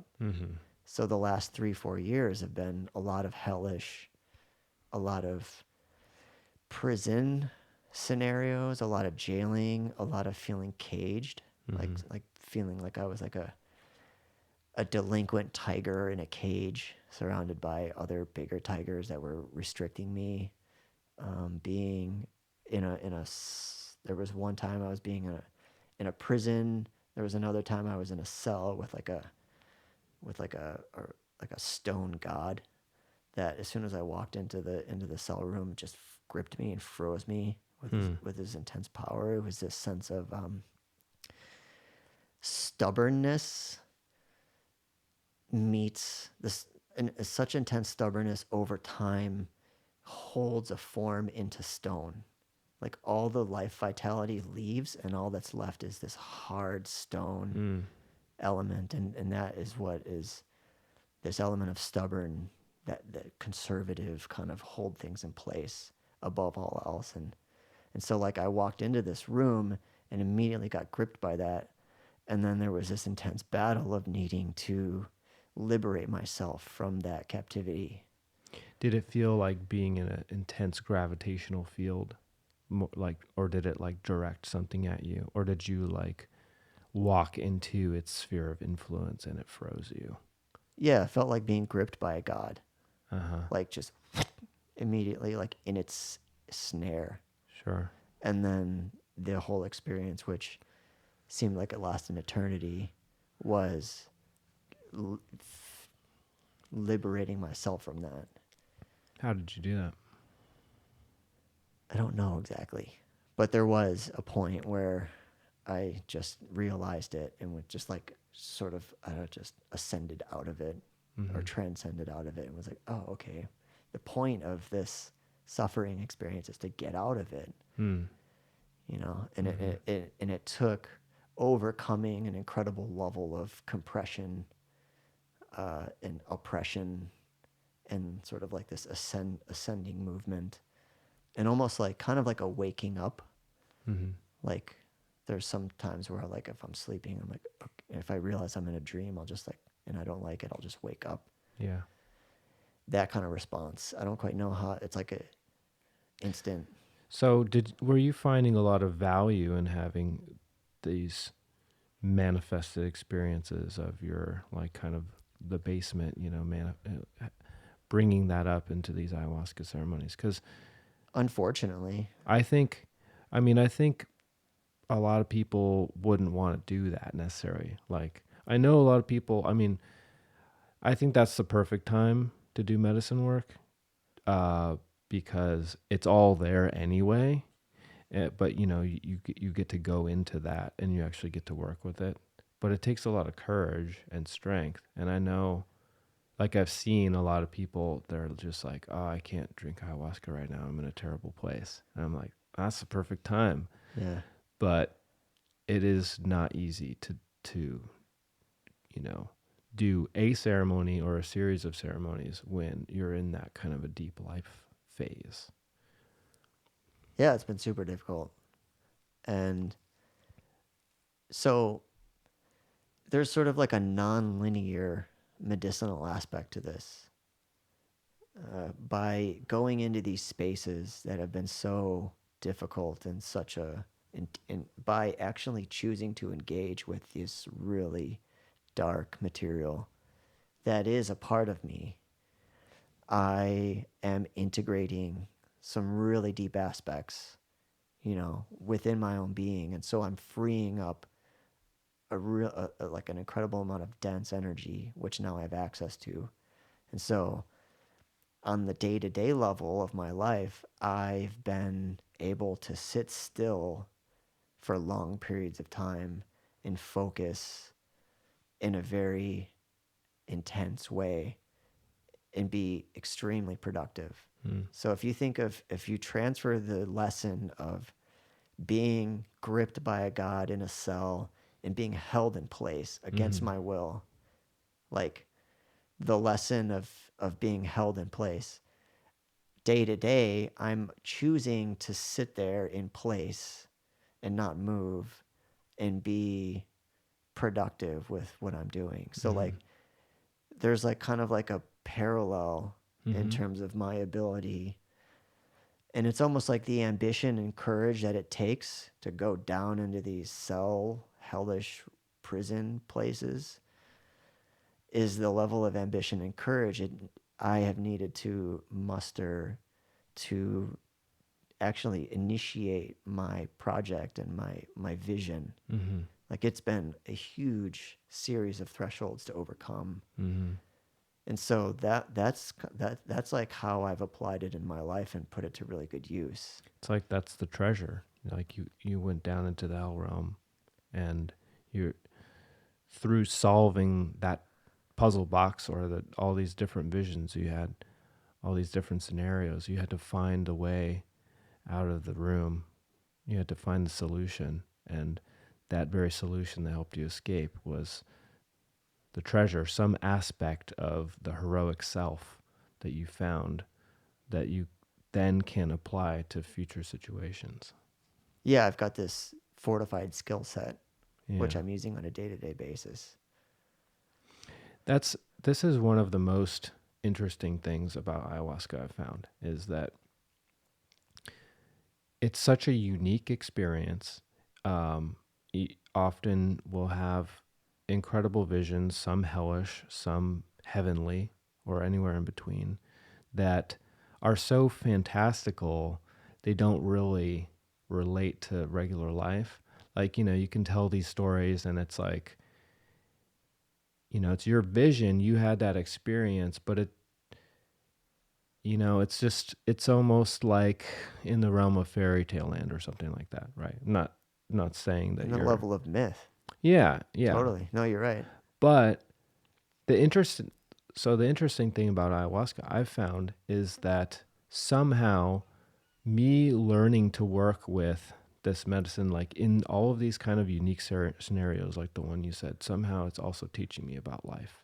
Like situations just like this, I'll recognize, oh, I went through this whole thing, and what does that even have to do with my daily life, though? It's like I just went in this dance through, like, yeah, the mythical psyche, but yet in some way it It's the soul's applies journey. directly to my life, and not only just to my character in general, but to the specific, the specific problem set in my life. There is a parallel. There's a crossover, and somehow the ayahuasca experience, or the spirit, or I don't even know the guiding principle behind it, but it's like it delivers the perfect experience for you to develop yourself, to actually like move forward in the obstacles in your daily life. And it took me a long time to see that or realize that, because I mean, yeah, there's that deeper layer. I think a lot of people can fixate on the visions. Oh, I saw this, and fixate on the story of the myth and the happenings of the journey, rather than there's a deeper lesson in there, right? Like that's the purpose of myth. It's not, oh wait, so yeah, who was it that went down to Hades? What was his name? That's less important. It's there's that nugget of like relatable wisdom that is timeless, that applies to all of us, that's transmitted through these myths. And it's an amazing experience to be able to viscerally experience your own mythos, or have it unfold in front of you, and you get to be the hero in your own story. Totally. Yeah, I mean, everything that I've been studying with depth psychology is that, interacting with, like being in a story, the myth, the way myth works and the way dreams work.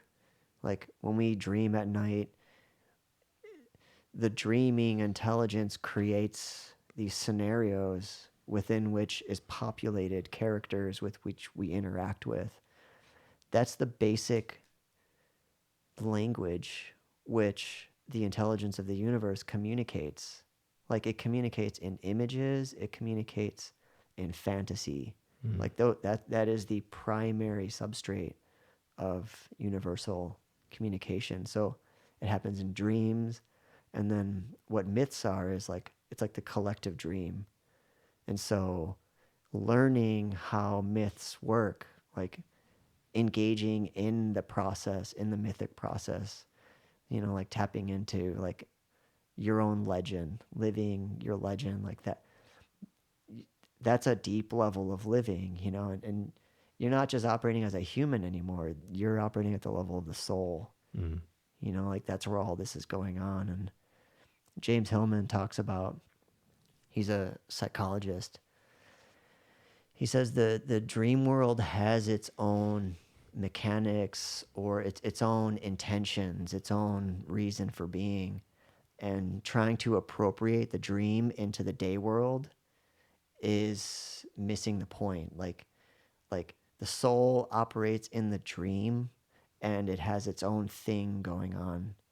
A really convenient byproduct is that it can benefit the day world sometimes. If we're in these ayahuasca journeys and you get this really good nugget, that then turns into a skill that you can use in your day-to-day life. But sometimes it's just a journey for the soul, that has nothing to do with day-to-day business, Right. or.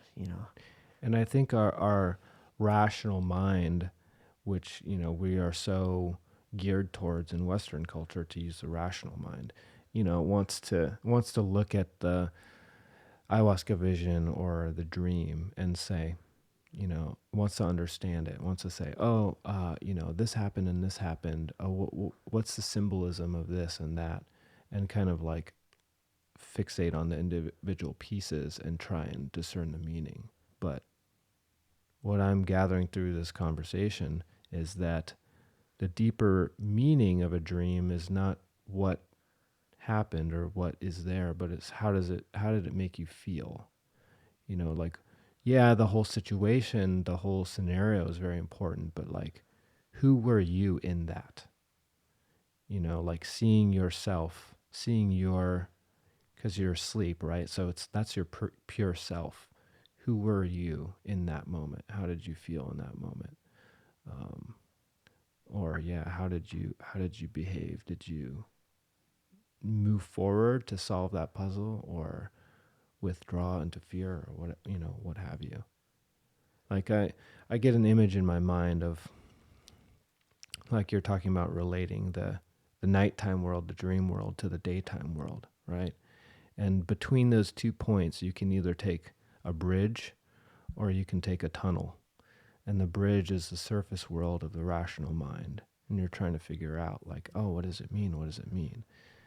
But traveling through the tunnel, that's the subconscious route. And that's more of the realm of, it's feeling and understanding on a different level than the mind. I don't know that I can really describe it, but Yeah, it's perhaps a people will different mode understand of what I being. mean. Yeah. It's not using the understanding mind at all. Yeah. It's using the dream intelligence. Right. You know, like for example, it's a happy byproduct that engaging with the stone god, you know, and learning that skill of transcending that experience, that skill transferred to the day world. Mm-hmm. But there's other experiences where it feels like I'm a caged tiger, you know, in detention or something. Mm-hmm. Like I haven't there hasn't really been like a transferable lesson from that other than just like an experience of suffering. Yeah.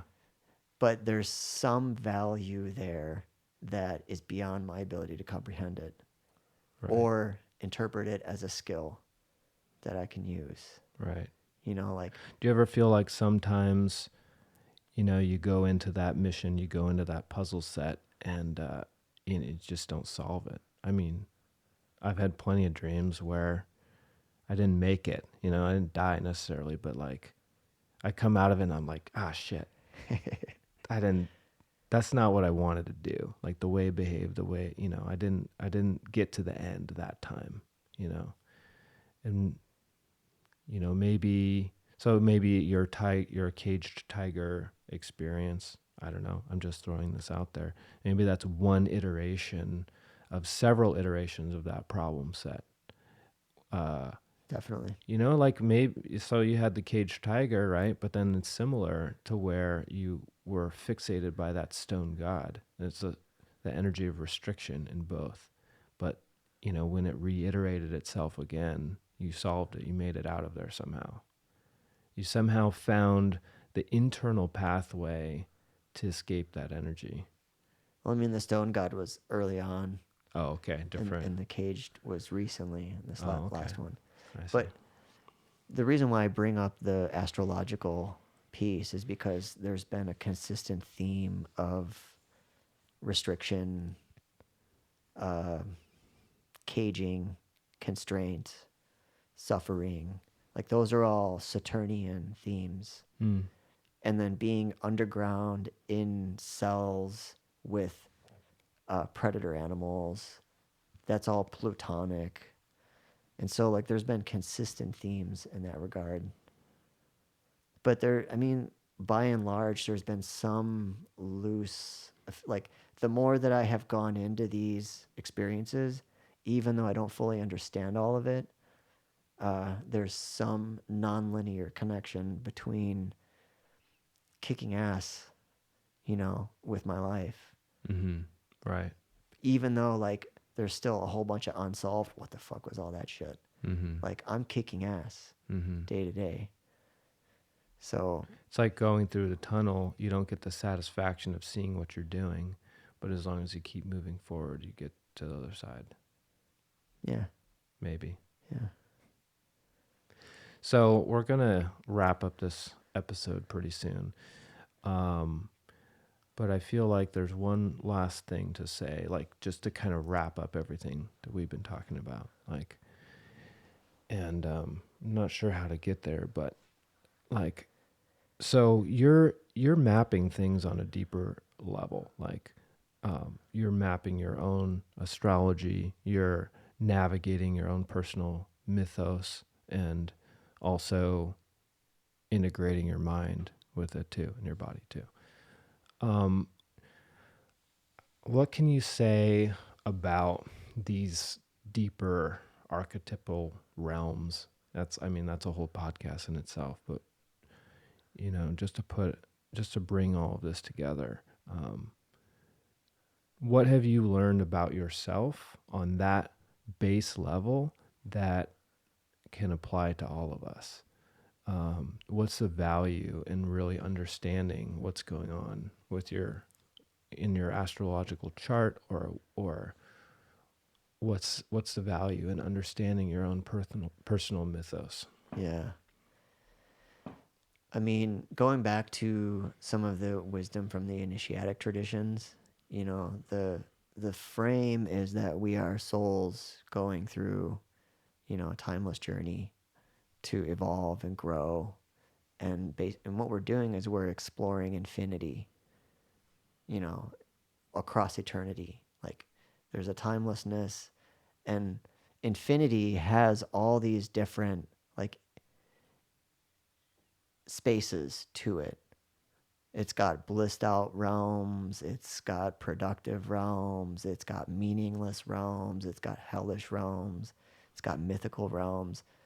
So, from the point of view of being a soul that never dies, isn't really born, is kind of like an indestructible spark traveling through infinity, experiencing all the different realms that infinity has to offer. Part of that journey is coming to know all these different realms, you know. Uh, and what that does is it provides a richness of experience. So at the core of it, the soul is really only interested in experience. The human wants to get away from pain and towards pleasure, right? It wants to minimize suffering, things like that. It has a direction to it, but the soul is only interested in experience because it's only interested in the richness of infinity. And any experience is just as valid as any other. Exactly. Even if it's being jailed, if it's being imprisoned, if it's being killed multiple times over, like that adds a depth to the soul. So at a deep level, that's the basic operating principle. That's the MO of the initiatic path, exploring infinity. And then that breaks down into, using these astrological techniques, which give you the map for, okay, now I'm exploring the Plutonic, Saturnian, hellish prison realms for these couple of years. And the fact that I know that has given me the really solid skills to be able to continue. Like, okay, this is my work for the next 4 years. Like, this is what I'm exploring right now, and this is my work. No, like if I didn't know that, it would just be chaos and be like, oh my god, I'm fucked for life. Yeah, like what's wrong with me, sort of thing. Like Right. I didn't have any context for that. Right.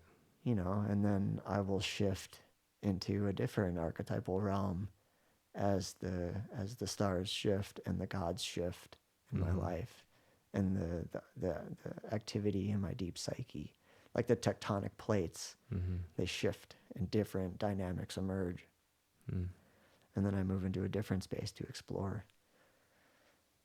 So that's how I get it. Yeah. That's how I understand it all. Wow. Well, man, this has been fascinating conversation. Every time we talk, it's fascinating in some unknown direction. Never know where it's going to go. Yeah, this is Rich. Thanks for having me. Do you want to let people know, is there anything that you want to offer people as far as like ways to get in touch, or like you have some astrology Yeah, I've got the platform. program. Yeah. Yeah, What's the platform that you built? it's called Archetypal Explorer, and you can get to it at archetypalexplorer.com. And it's a personal astrology platform. It maps out your transits so you can see what transits are going on for you at this time. And then I mostly use it for outer planet transits, which are the really slowly moving big chapters in life. And it's a really high level tool, it will inform you at a really deep level, which you can navigate and strategize, and it's a Jedi tool. Yeah, but you designed it to be easy to use. You don't have to be an astrologer to use it. Yeah, Just it's regular meant people for can use normal it. people. Yeah, Yeah. totally. Yeah, we didn't. Maybe next time, I'd love to have you on again. We didn't even talk about like really what you do. You're like an architect of. You built this incredible system, this astrology tool from scratch, right? And Yeah, we'll have to talk about that next time. yeah. All in the last 3 years Mhm. under this same transit. Cool. So check that out. One more time? What's the website? Archetypalexplorer.com. Cool. Kai-san, thank you. Thanks, Vince.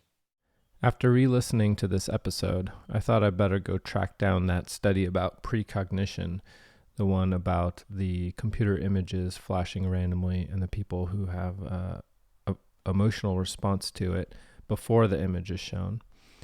I wanted to do my due diligence and just make sure I'm not putting out false information, so I looked up the study. So the study is called Electrodermal Presentiments of Future Emotions and was conducted by Dr. Dean Radin. He's a parapsychology researcher at the Institute of Noetic Sciences here in California. And he has the paper published online if you'd like to check it out. I was doing some research to try and figure out if this experiment is legitimate, and I ran into a familiar problem I've encountered in the past when it comes to subjects that are scientifically taboo. And that is that there's a mess of noise to sort through, both pro and con. I found lots of spiritual websites that grab a hold of things like that as a confirmation of their belief in the paranormal. And it's not, it's confirmation bias, basically. They don't really have any real understanding of the content. And I found a similar thing on the other side, skeptical websites that want to shoot it down without taking a serious look. So the bottom line is it was difficult for me to ascertain whether or not this is actually a legitimate study. I'm not a scientist, and I don't really feel like climbing through the weeds of scientific papers for a passing curiosity. It's a general problem with science and journalism that there's often a lot that's lost in translation when a study goes from the paper and scientific jargon to publications intended for public consumption. And yeah, it's a problem in society right now. Maybe it's something to discuss in a future episode, just the difficulty of finding information and determining whether information is true or not. And on another note, in researching Dr. Radin's study, I came across another body of research, which seems to be more reputable, at least on the surface. And this body of work is by Dr. Daryl Bem of Cornell University. And he has demonstrated precognitive effects in over 9 different experiments. And his work seems to be more difficult to refute, and it's featured in, more kind of mainstream publications, though still things like Wired.com, but at least not sort of spiritual websites. Things that have a little bit more journalistic credibility, though. I question everything these days. Anyway, you can check that out if you like. That's Dr. Daryl Bem of Cornell University. So my next episode will be the last of those that were recorded months ago.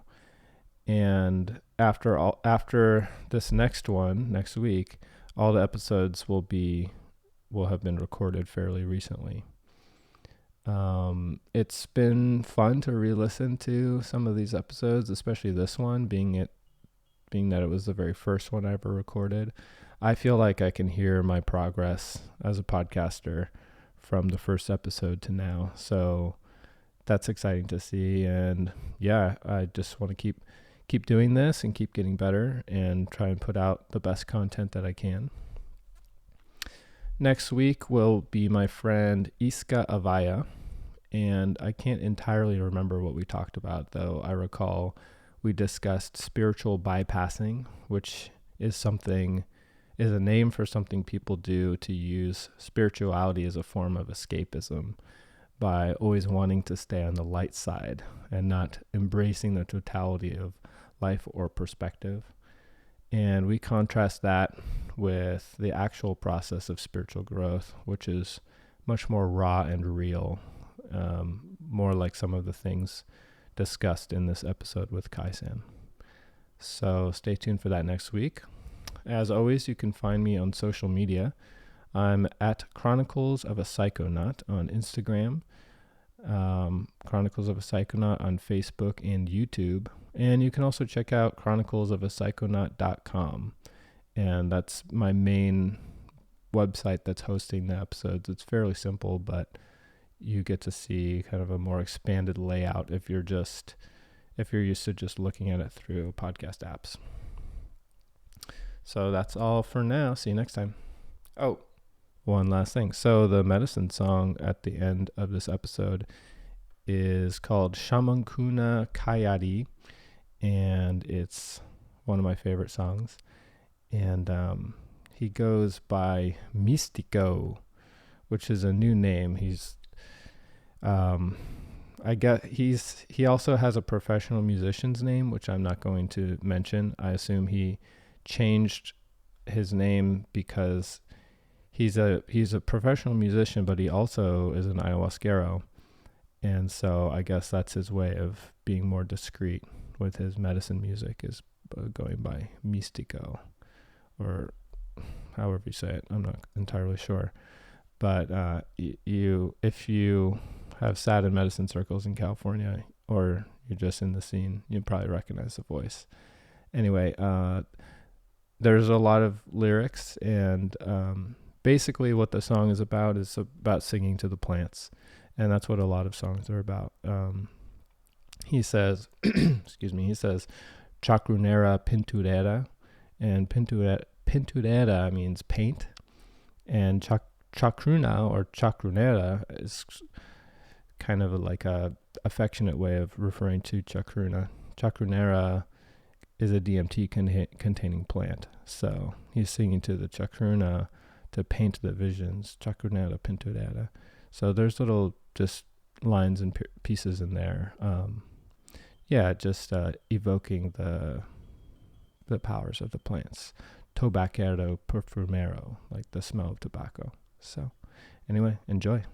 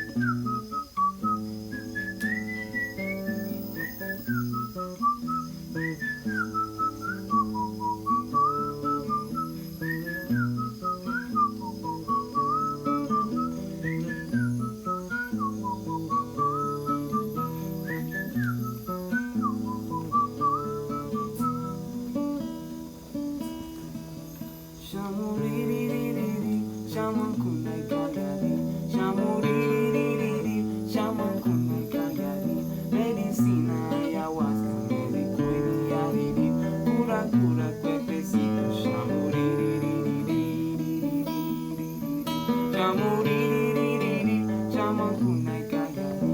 Shamuririri, shamankunai kayari. Chacrunera, pinturera, shamuririri. Tabaquero, perfumero, mamankunai yari. Na na na na na na na na na na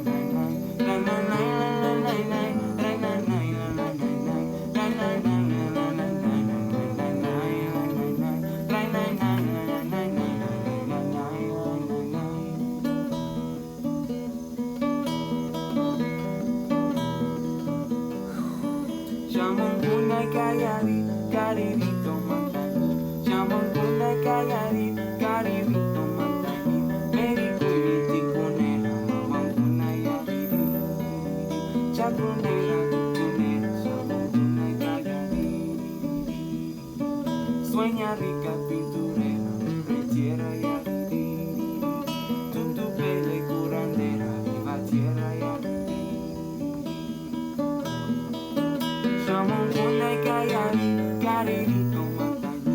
Shamankunai kayari, karirito mantani. Merikuni tikunera, shamankunai kayari. Soplereye perfumero, mamankunai yari. Limpia, limpia el cuerpecito, tikuni yari. Tranquilita la masita, mamankunai yari. Pushpa washa yariri, sanangito mantani. Pushpa washa yariri, sanangito mantani. Merikuni tikunera, shamuririri. Joven sana, medicina, ayahuasca yariri.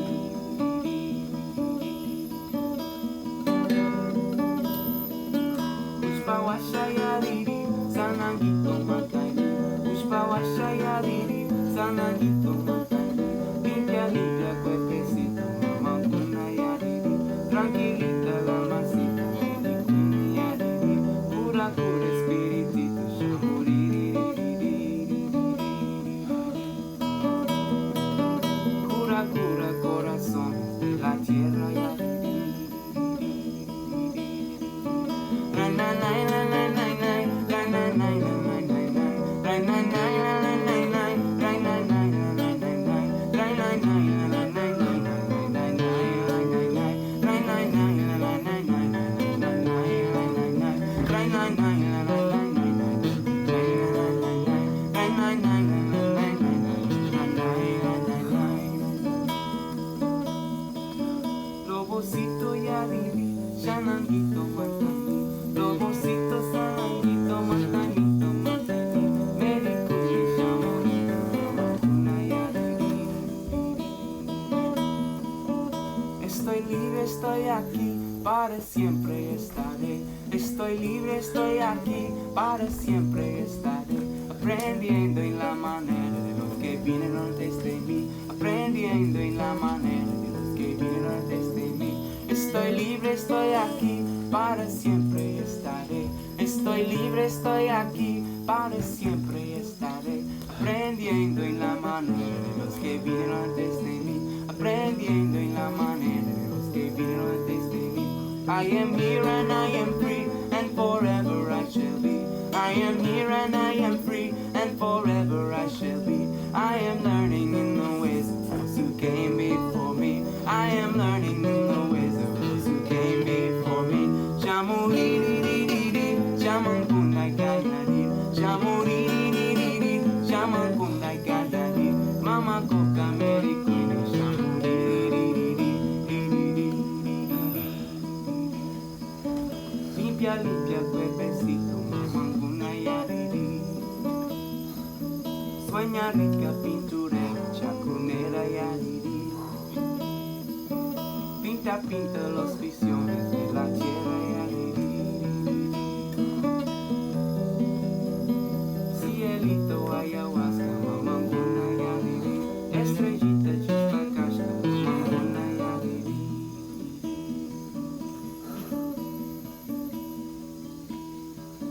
Shamankunai kayari, karirito mantani.